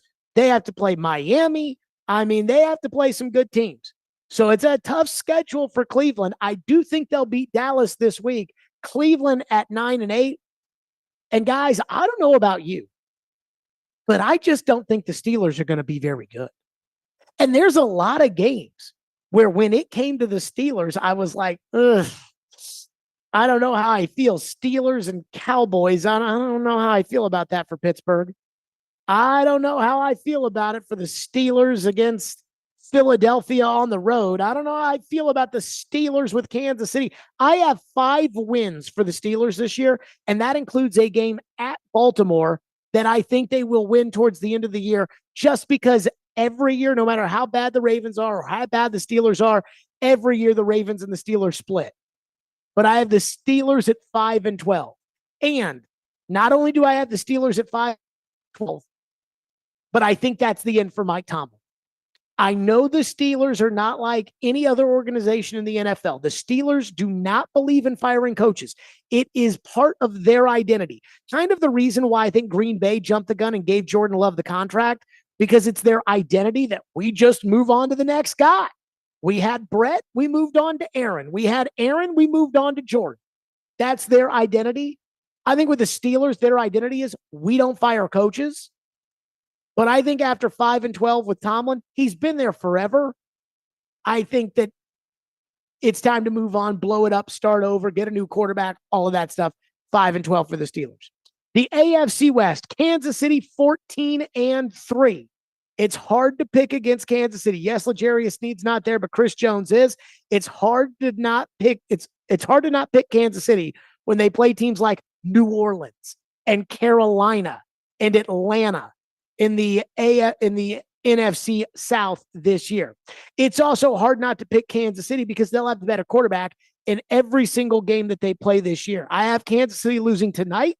I have Kansas City losing on the road at Buffalo, and I have Kansas City losing the last game of the year on the road at Denver because they'll play the backup quarterback in that game, Carson Wentz, actually. They'll play Carson Wentz in that game, 14-3 for Kansas City.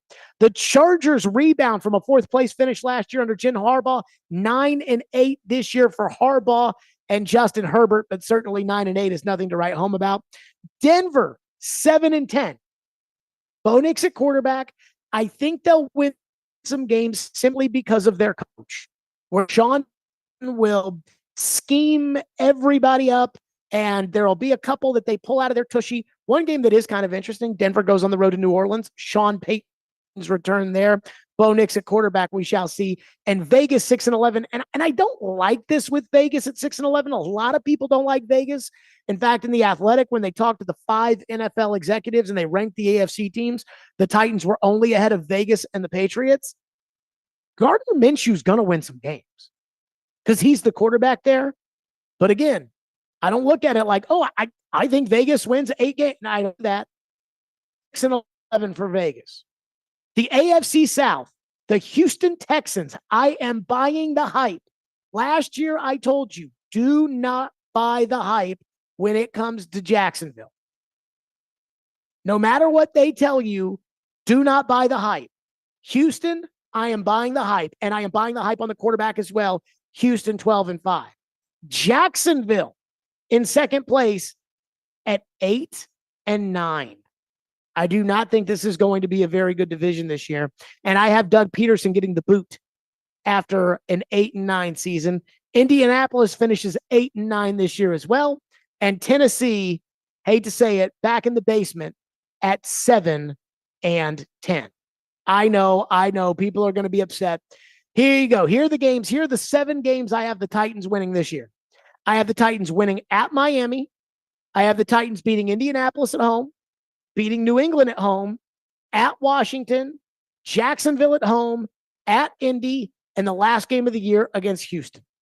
That means losses against Chicago, the Jets, Green Bay, Buffalo, Detroit, on the road to the Chargers, Minnesota at home, at Houston, Cincinnati, and at Jacksonville. Tell me which one of those I'm wrong on that they're going to win.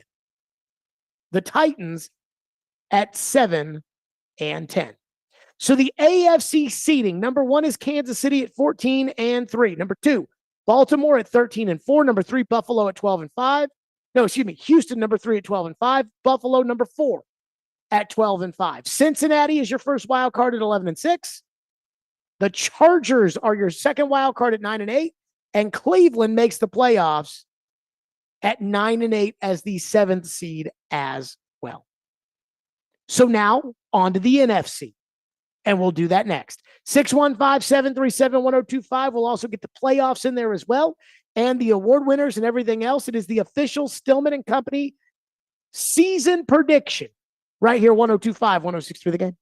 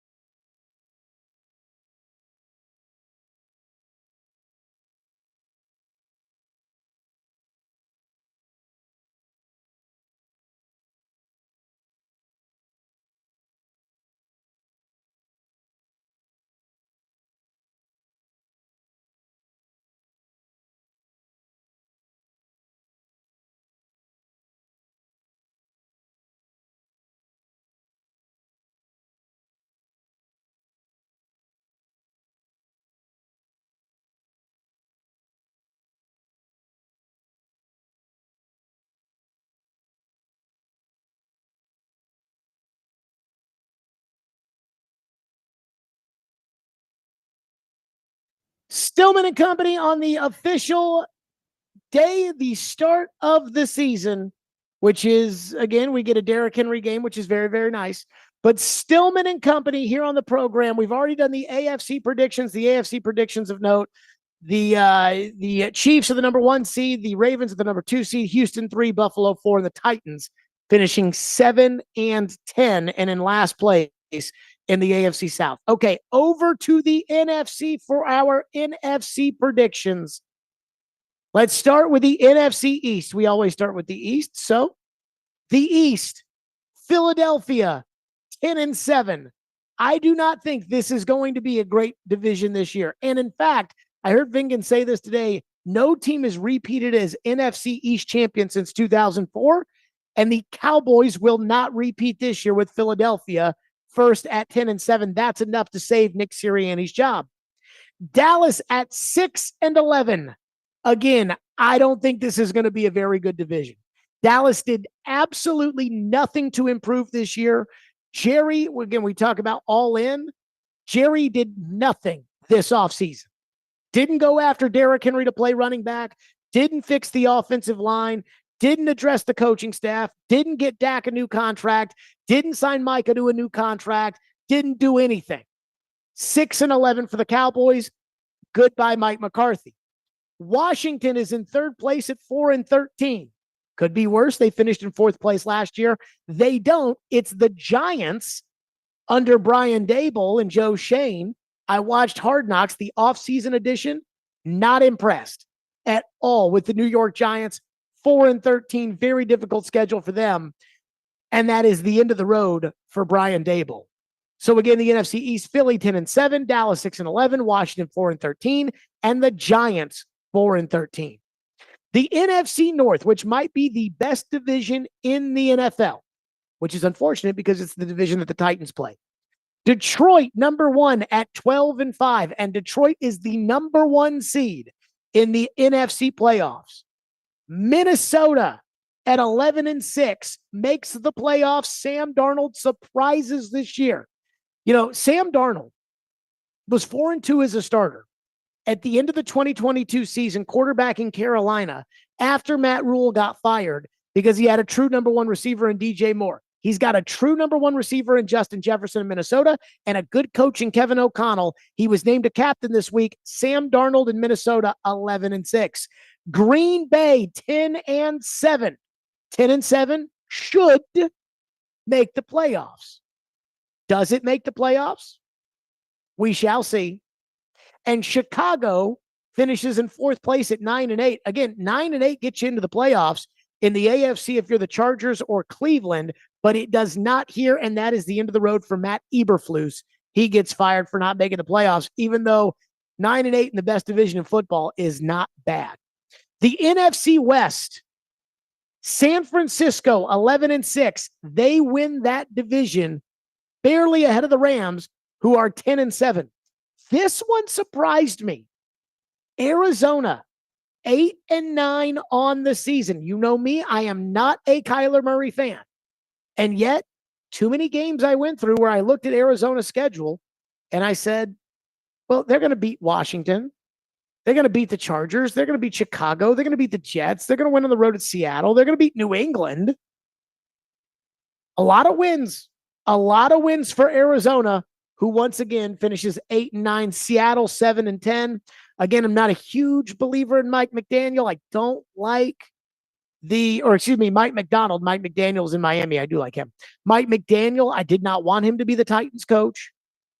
7 and 10 for Seattle, last place. And the NFC South, Ian, this one shocked me. Uh-oh. Atlanta, 11 and 6. 11 wins for Kirk Cousins. Okay. Atlanta was a good team last year, but they had no quarterback. I kept thinking last year, in the offseason when we would do the quarterback carousels, and I kept saying, I think Atlanta needs to go get Baker Mayfield or Sam Darnold to either be the starter or be the backup to Ritter, and then if Ritter fails, then you go to the next guy. But they didn't. They wanted everybody to know that Ritter was their guy. So they brought in their own version of Mason Rudolph and Taylor Heineke, And they had no option when Ritter proved in October that he was not the guy. They went out and they got Kirk Cousins. Now, I'm worried about the lack of edge rush that Atlanta has, but they did make the trade for Matthew Judon.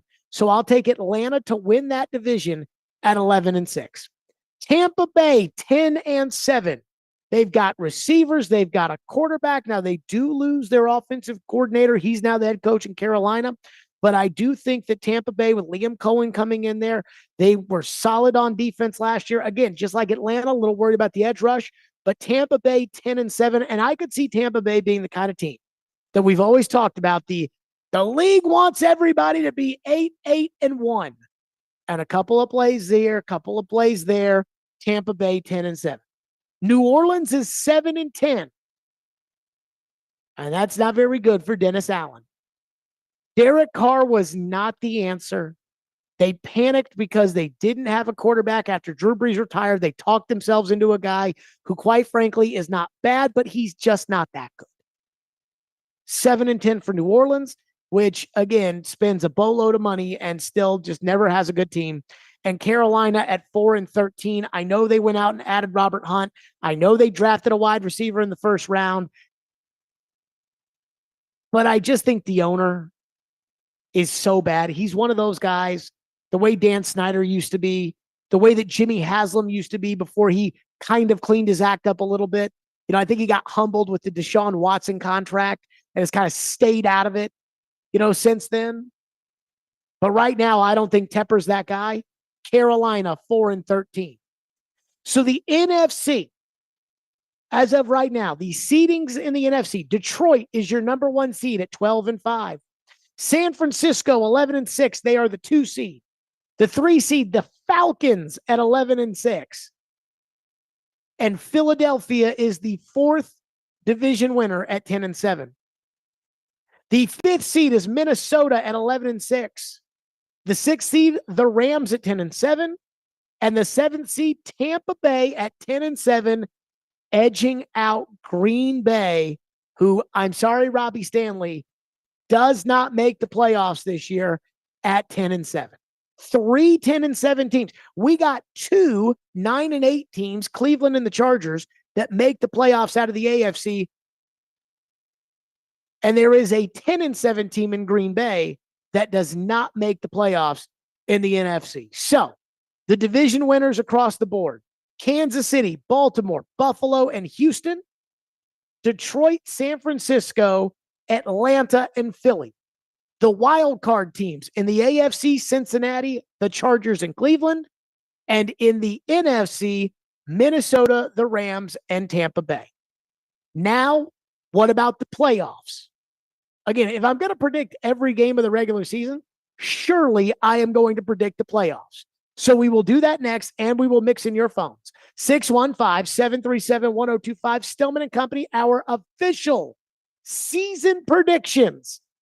Right here, 1025, 1063 The Game.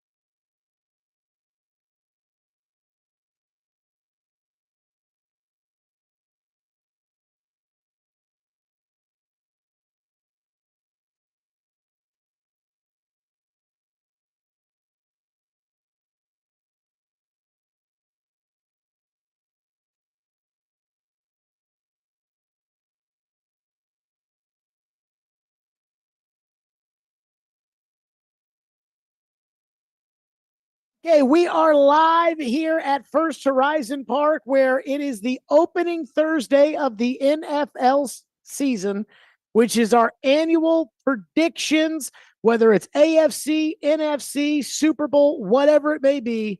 We always start with our annual predictions on the first day, the exciting times in the league. In fact, I do remember my Super Bowl prediction last year was San Francisco and Pittsburgh.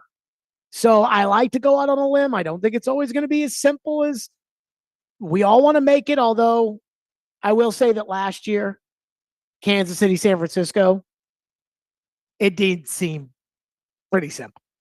Again, we're live at First Horizon Park, where the Sounds are taking on Gwinnett at 6:35. Okay, we've got our seedings. In the AFC, the first seed is Kansas City, second seed Baltimore, third seed Houston, fourth seed Buffalo. Fifth seed Cincinnati is a wild card. Sixth seed the Chargers. Seventh seed Cleveland. In the NFC, Detroit number 1, San Francisco number 2, Atlanta number 3, Philly number 4, Minnesota 5, the Rams 6, and Tampa Bay 7. In the wild card round, Baltimore over Cleveland. I don't think that's surprising. Houston over the Chargers. I don't think that's surprising. And Cincinnati with the upset on the road at Buffalo. Let me say this about playing Cincinnati. First of all, Cincinnati has Buffalo's number. Secondly, Joe Burrow has no problem going on the road and winning in the playoffs. He's won here in the playoffs. He's won at Buffalo in the playoffs. He's won at Kansas City in the playoffs. Joe Burrow is Joe Cool when it comes to winning in the playoffs in January. And I got no problem with him this one. That's the upset of the AFC playoffs. In the NFC, San Francisco over Tampa Bay. Tampa Bay is not flying all the way across the country with no pass rush and beating San Francisco. Tampa Bay, sorry, nice season. See ya. And then I have 2 division winners getting beat. The LA Rams go on the road to Atlanta and they win in the playoffs. And you want to know why the LA Rams go on the road and win in the playoffs in Atlanta, Ian?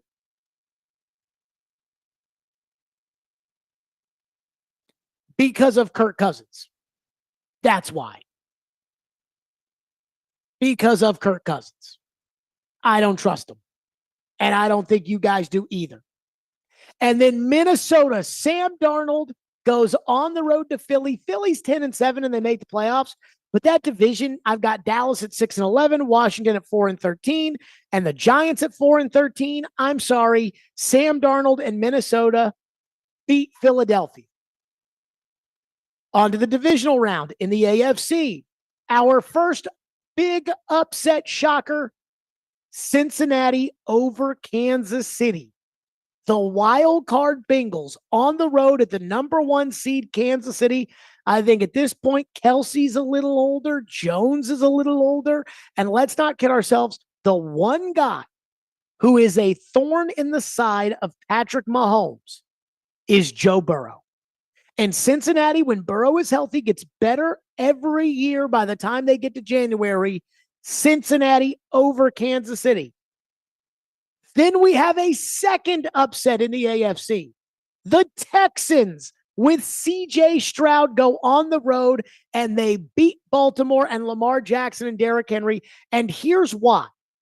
This is why I don't believe in Baltimore in the AFC playoffs. In order for Baltimore to get to the Super Bowl, in this case right here, Baltimore would have to knock off Cleveland, which that is doable. Then they'd have to beat C.J. Stroud. Then they'd have to beat Joe Burrow. And that's with a couple of upsets, right? The upset of Josh Allen, the upset of Mahomes. And I don't think Lamar Jackson can beat those teams.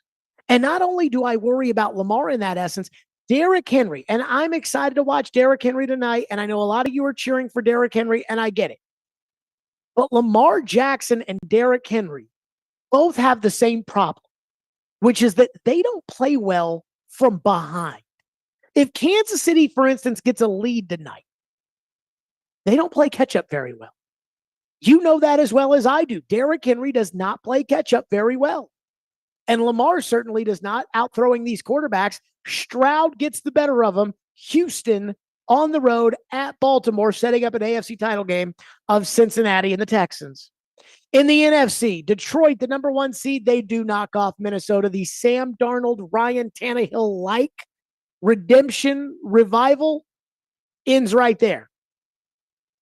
And then there's San Francisco and the Rams. And it should be noted that Kyle Shanahan's kryptonite is Sean McVay. Well, and a lead in the Super Bowl. But Sean McVay. Remember, when the Rams won the Super Bowl, they went through San Francisco, and San Francisco had a lead for 3 quarters of that game. And then Jimmy Garoppolo stunk in the 4th quarter, and Shanahan stunk in the 4th quarter, and Jaquiski Tart dropped a Matthew Stafford interception, would have ended the game. The Rams, who only finished 1 game behind San Francisco anyways, the Rams go on the road, and they beat the 49ers in the divisional round, setting up what will be a rematch of the playoffs last year and a rematch of Sunday Night Football this week, Detroit and the Rams in the NFC title game. So that takes us to the AFC Championship. Houston going on the road, Houston hosting Cincinnati in the AFC title game, and Houston gets through and heads to New Orleans for the Super Bowl. By the way, it should be noted, Houston is the only team in the AFC South that has never been to the AFC title game.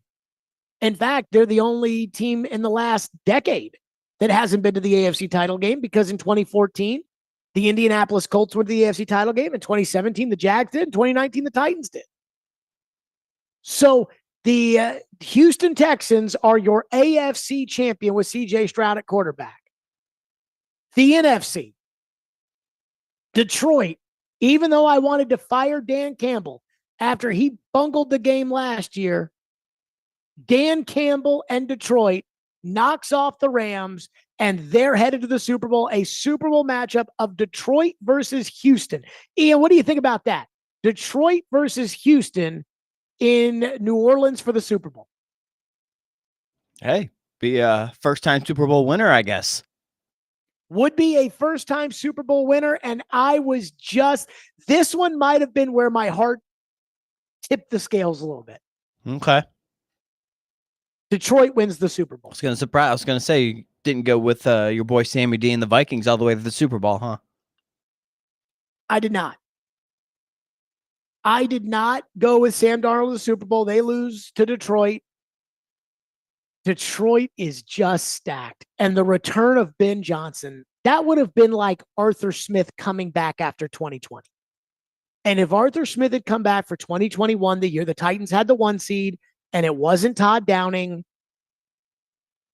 I have a feeling the Titans would have won the Super Bowl. So with that, those are the official Stillman and Company preseason predictions. Also, there's a handful of other predictions that I have as far as the season is concerned. Number 1, everybody ends up getting fired in Dallas. Again, we had Dallas at 6-11.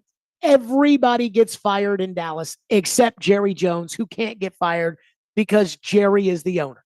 So Mike McCarthy is gone. Dak Prescott is gone. They are hitting the reset button in Dallas at the end of the year after 6-11.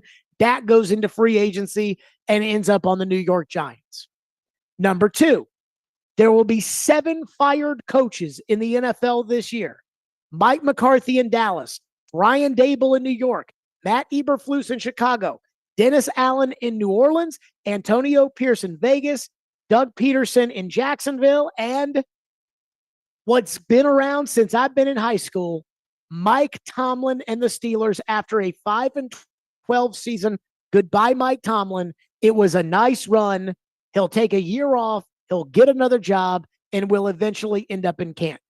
By the way, I did wonder in my head, does Bill Belichick get any of these jobs? And he does. Bill Belichick gets the Chicago Bears job in the future.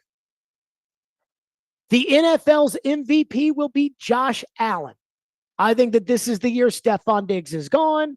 And it's like, okay, if Allen's going to do this, and it's going to be him and Khalil Shakir and Dawson Knox and Dalton Connect and Keon Coleman, that'll be the year that we say, hey, Josh Allen doesn't really have a lot of weapons.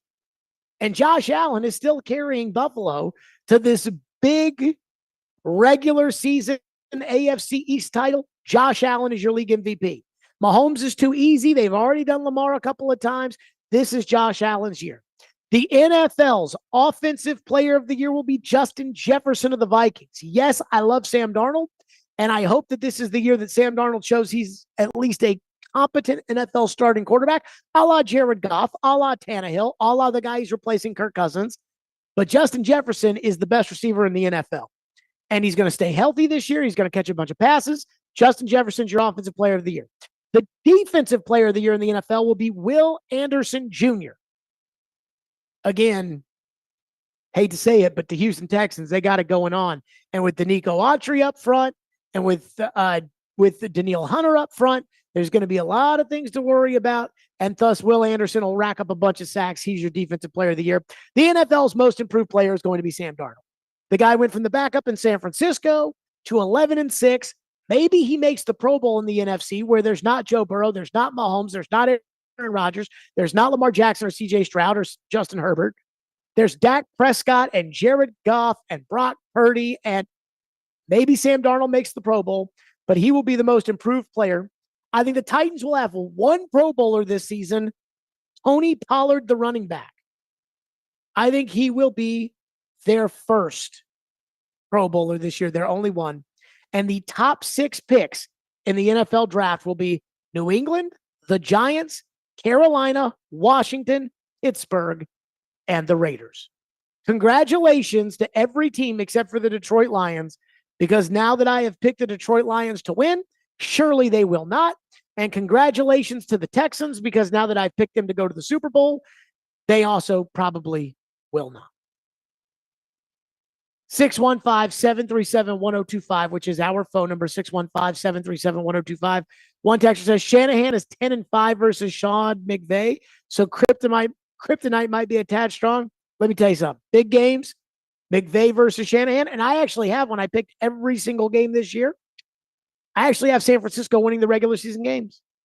But in the playoffs, when it really matters, Shanahan can't beat McVay. McVay will win in that game in the divisional round of the playoffs. I said Dalton Connect, didn't I? One texter said Dalton Connect, LOL. Dalton Kincaid, excuse me. Easy slip up. Well, here's the thing. I don't really drink caffeine that much anymore. And for some reason, I felt the need to have a Diet Pepsi just because I just got to get the brain, whatever it may be. And maybe that got me into old man brain. One texter into the text line says,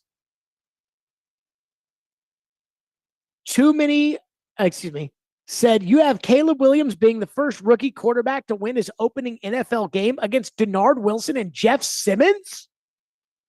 Let me say this. I know Adam Schefter pissed off a bunch of Titan fans by saying on TV that, the Bears are glad they're not facing Brian Flores and his exotic blitzes and all the Fakakta stuff that he does, and they're much happier with Denard Wilson than having to play Brian Flores, and Titans fans got really upset about that.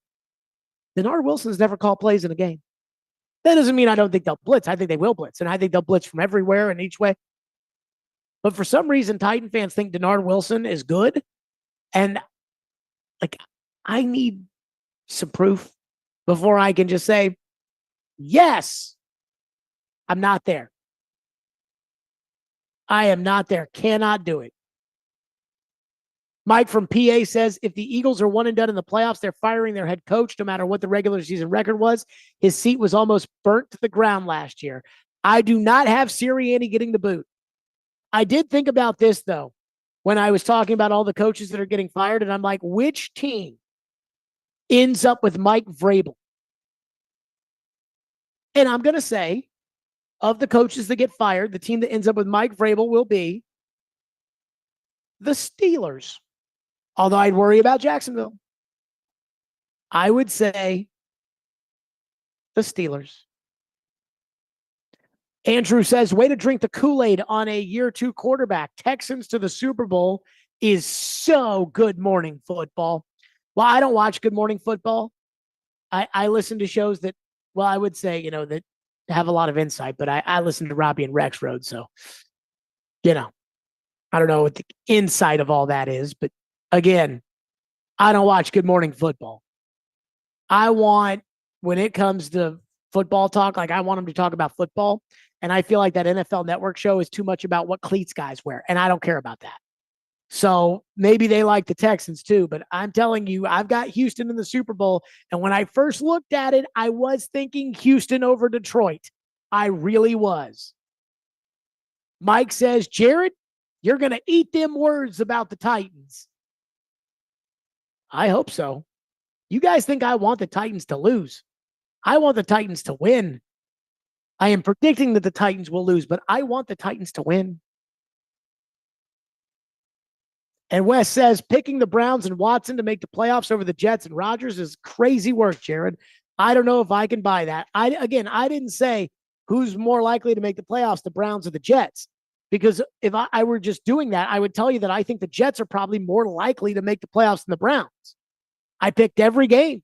And when I picked every game, I had the Jets at 7-10. I saw my buddy Adam Shine at Mad Dog Radio. I saw he's got the Jets in the Super Bowl, which I think is a little crazy. But there you go. The official Stillman and Company predictions. The Titans at 7-10. The Texans in the Super Bowl. And the Detroit Lions winning the Super Bowl. 615-737-1025. Guys, the wait is over. That's next. Stillman and Company, 1025, 1063 The Game.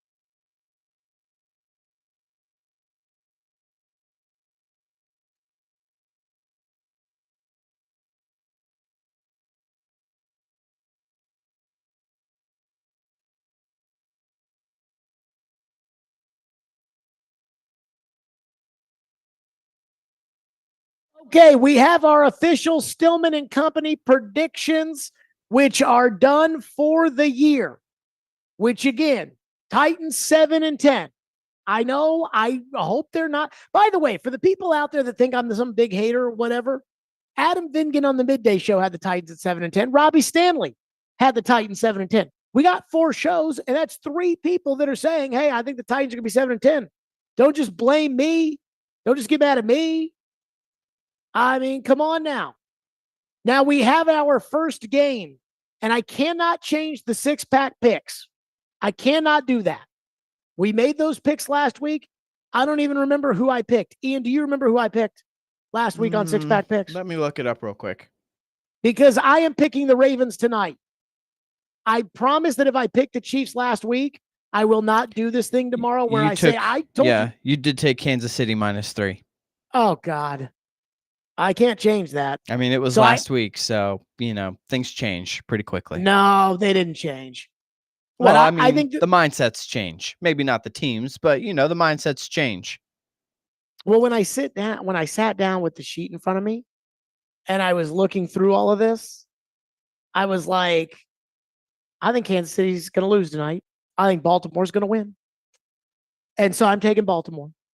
Now, I know there are going to be a lot of Titan fans out there that are rooting for Baltimore simply because you're rooting for Derrick Henry. And you're entitled to root however you want to root. I've thought about this. If this were the playoffs, I could not root in good conscience for Baltimore. Tonight, you can kind of do whatever you want to do. If you want to root for Derrick Henry, somebody texted me during the last segment and said, are we rooting for Derrick Henry tonight? You can root for Derrick Henry tonight. Actually, they said, are you pulling for 22 this year? No. I mean, I am, but I'm not pulling for the Ravens. I am interested to see how he looks just with the offense, If they get behind, they can't play catch up. That's the one thing that I did not like this. I thought Derrick's got to go wherever Derrick's wanted. So I'm not mad at Derrick. But I don't think that Derrick Henry to the Ravens makes that big of a difference because the Ravens' biggest strength is running the ball while they're ahead. Well, what does Derrick Henry do better than anybody else in the world? Run the ball while they are ahead. So I'm sorry, but for me, I think they'll win tonight. I think they'll get a lead, and I think they'll run it with Lamar, and I think Lamar will do some Superman stuff, and there's always a little Super Bowl hangover. Last year, we saw Kansas City lose in the first game. So I am taking the Ravens tonight, even though I guess on Friday I took Kansas City. One texter says, do you believe that Denard Wilson has a better defense than the Ravens? If so, this team might be dangerous on defense. I do not believe that Denard Wilson is going to be better than the Ravens. Another texter texted in and said, the Titans and their fans being in such insecure unison is quite remarkable. Hey, let's cut everybody a break. Grayson is up next on our program. Thank you for waiting. Thank you for holding. Grayson, go ahead. I had a question about who do you think is going to lead in the receptions and touchdowns for the Titans this season? I'll hang up and don't hang up on me, Grayson. Grayson, he hung up. I was going to ask him who he thought was going to lead the team in receptions and touchdowns this year. I'll go with Tyler Boyd on receptions because I think they're going to throw it to the slot receiver a lot. They don't really have a tight end, and a young quarterback needs a slot receiver or a tight end. Kind of reminds me of Tom Brady with Troy Brown, the way that he just wore out.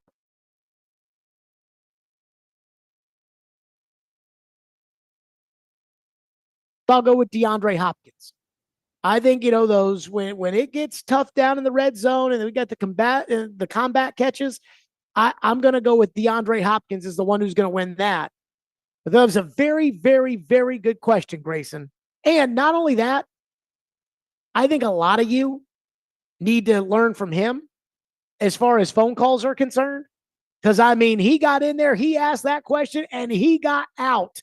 Now, I kind of wondered, because I care what he thinks more than I care about what some other people think. I wanted to know, who he thought was going to lead in receptions or whatever. But that's okay.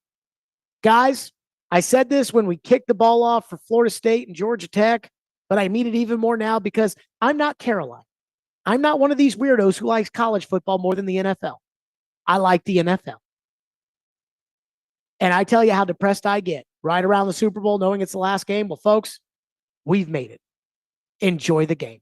Thanks to the sounds, and thanks for Jeff Him for showing up with the tie line thing to help us out. The little piece of equipment I left at home so that way we got TD. I thought it was fabulous here.